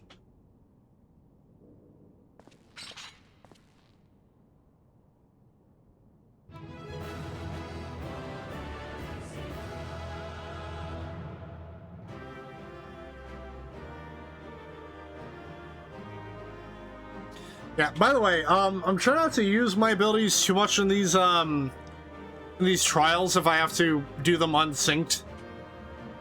Because I'm trying not to because I want some of them to play out for a good little while, just so that they're not immediately like one-sided. Granted, that'll change once we get into the later expansions, but at least for a Realm Reborn and maybe Heaven's Word, I want to try and keep it light a little bit if I have to do them unrestricted.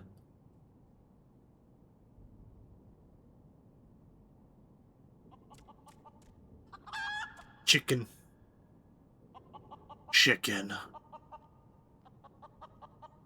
Fuck, I need to get my soundboard set up for this. Oh, you lied? How dare.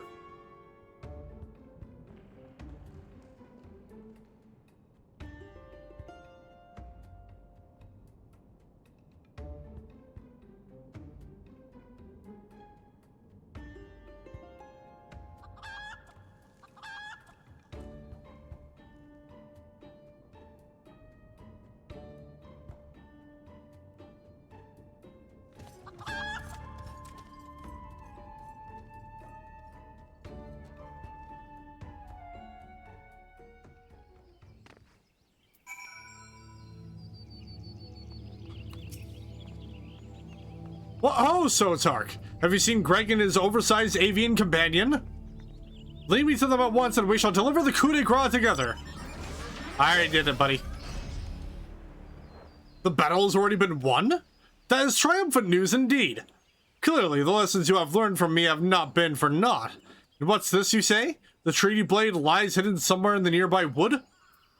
Worry not, my ever-loyal assistant, for no buried treasure will escape the keen eye of Hildebrand, agent of inquiry and inspector extraordinaire. Now, which way was the forest again?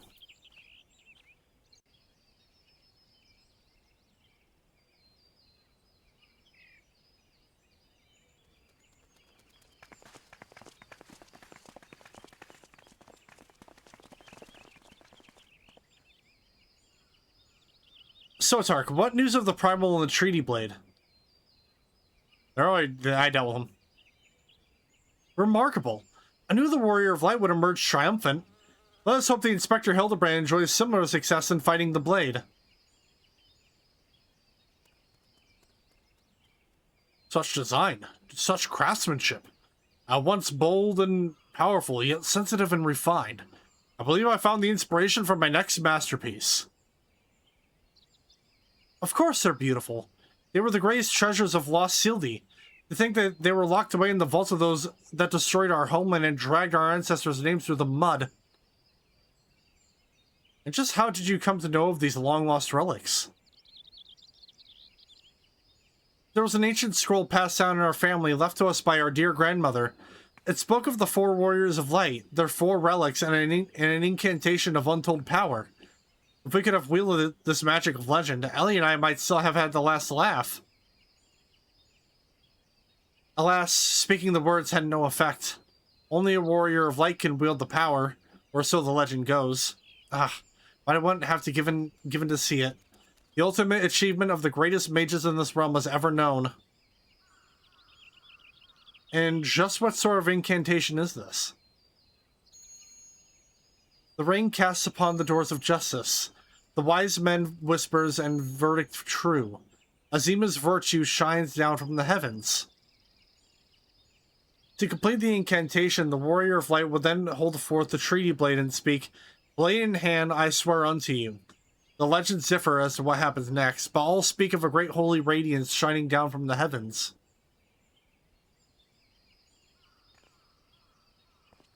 Over here, friends! Hildebrand, Agent of Inquiry, Inspector Extraordinaire, returns with tidings most triumphant. Woo! You shouldn't roll the swords like that, Hildy. Behold, safe in my hands, none other than the treaty blade, and the real one this time, I swear unto you. Yes, yes, just like that. I swear unto you, then... My word, whatever is this odd tingling sensation? Ridiculous. Hildebrand isn't a warrior of light. He's just some fool who thought he could stop the lesser moon with his own bare hands. It would seem the treaty blade is just as confused as the rest of us. No, the light. Someone stop it. I won't stand to see the legendary power of our forefathers wielded by this muscle-bounded buffoon.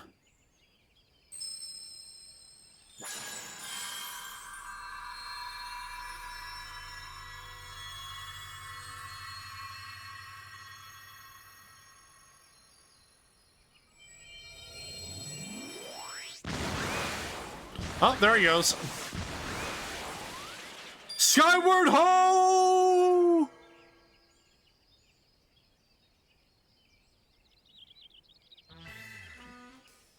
Well, I dare say that proved to be a most useful incantation indeed.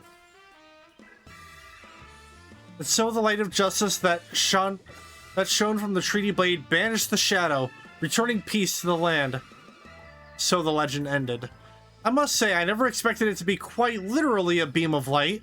I suppose it wouldn't have been much use to us after all. Inspector! Oh, Inspector, wait for me! Those balls, Hildy. First you almost die at your poor mother's feet, and now you fly off to God knows where without even giving her a kiss goodbye?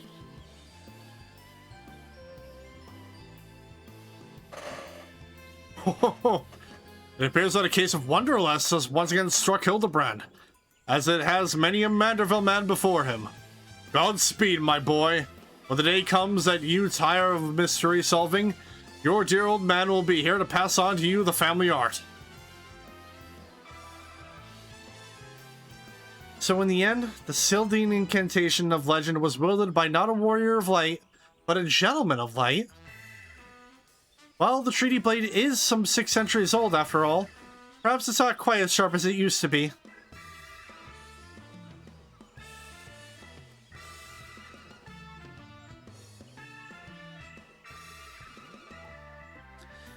The magic that brought peace and happiness to the people of Belladia, it was every bit as beautiful as I imagined. To think I would see it with my own eyes, it's nothing short of a dream come true.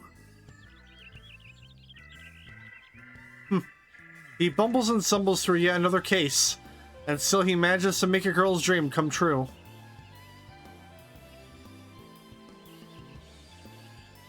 A gentleman to the end, the bloody bastard.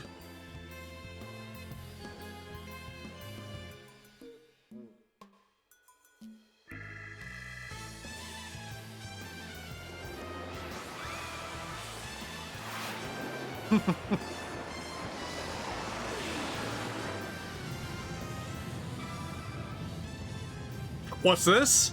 A glint in the corner of my eye? A curious scent wafting in on the winds from a far-flung land? Do I smell a case? Jesus Christ. Worry not for me, my friends, for wherever the wronged want for succor, I, Hildebrand, shall be there.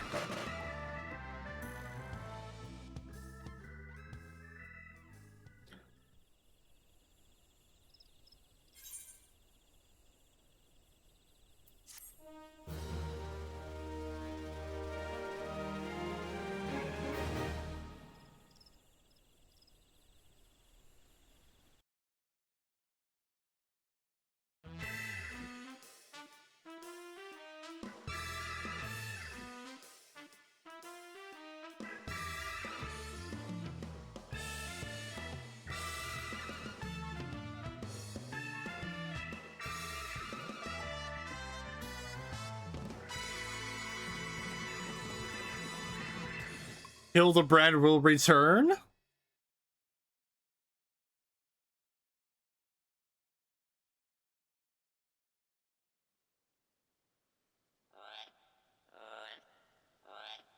Hey, he's doing a little... Oh.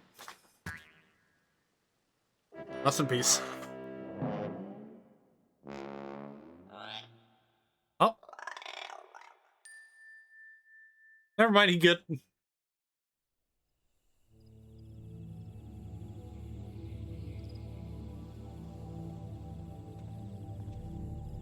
Hell yeah, that was a fun journey. And we will not see him again until the end of Heaven's Ward, which we are not at yet. We still have, I think, 2 or 3 more patches of the MSQ of Reborn to go through. So that is where we're getting things here. That actually was on time, despite me being a little bit late to the party. So yeah. Next we pick things back up, we will be continuing the MSQ of Reborn with, I think it was patch 2.3 that we were at. Let me do a double check.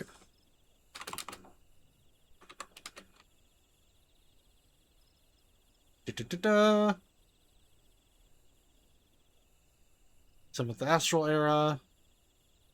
We did Through the Maelstrom, I believe. Yep. Yeah, so we are starting patch 2.3 in the next part, which means because obviously if you start like patches, well, if you start like a new thing of New Game Plus for a different thing, it gets rid of your progress. So I have to restart the part that I was on for that. So I will be doing that next time. So well, at least I'll be doing that off stream. But in the meanwhile, I'm gonna go ahead and find someone to raid. Let me go ahead and go somewhere so that we have some music.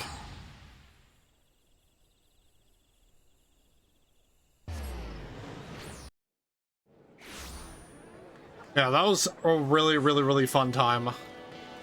Oh. Sorry, Bards, I know you work well, but I can't trust you guys to not accidentally get me VOD muted.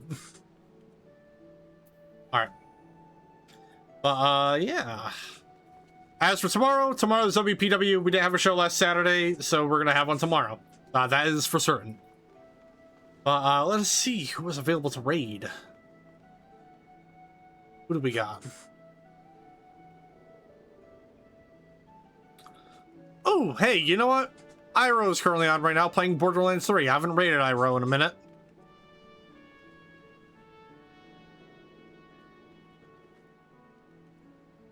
As unless Iroh's gonna be ending soon, which, okay, no, it looks like he just started.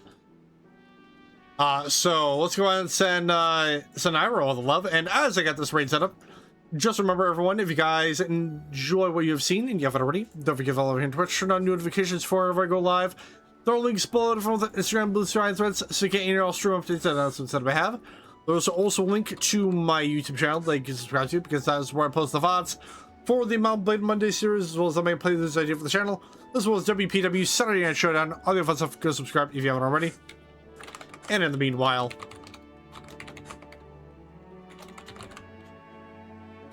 there's the raid for Iroh, and the raid message is going to be the bounty hunters arrived. Make sure you go let them know who has arrived at the source up. I don't know, do I have to sneeze? Yes, I did. Okay. Raid message for Iroh is the bounty hunter has arrived. Make sure to go let them know who has arrived on his doorstep. And with that being said, ladies and gentlemen, thank you all so much for watching. We will have a fantastic Friday night, evening, morning, whatever the case may be. And I will see you guys tomorrow for some more WPW Saturday Night Showdown. Have a good night, everyone, and see ya!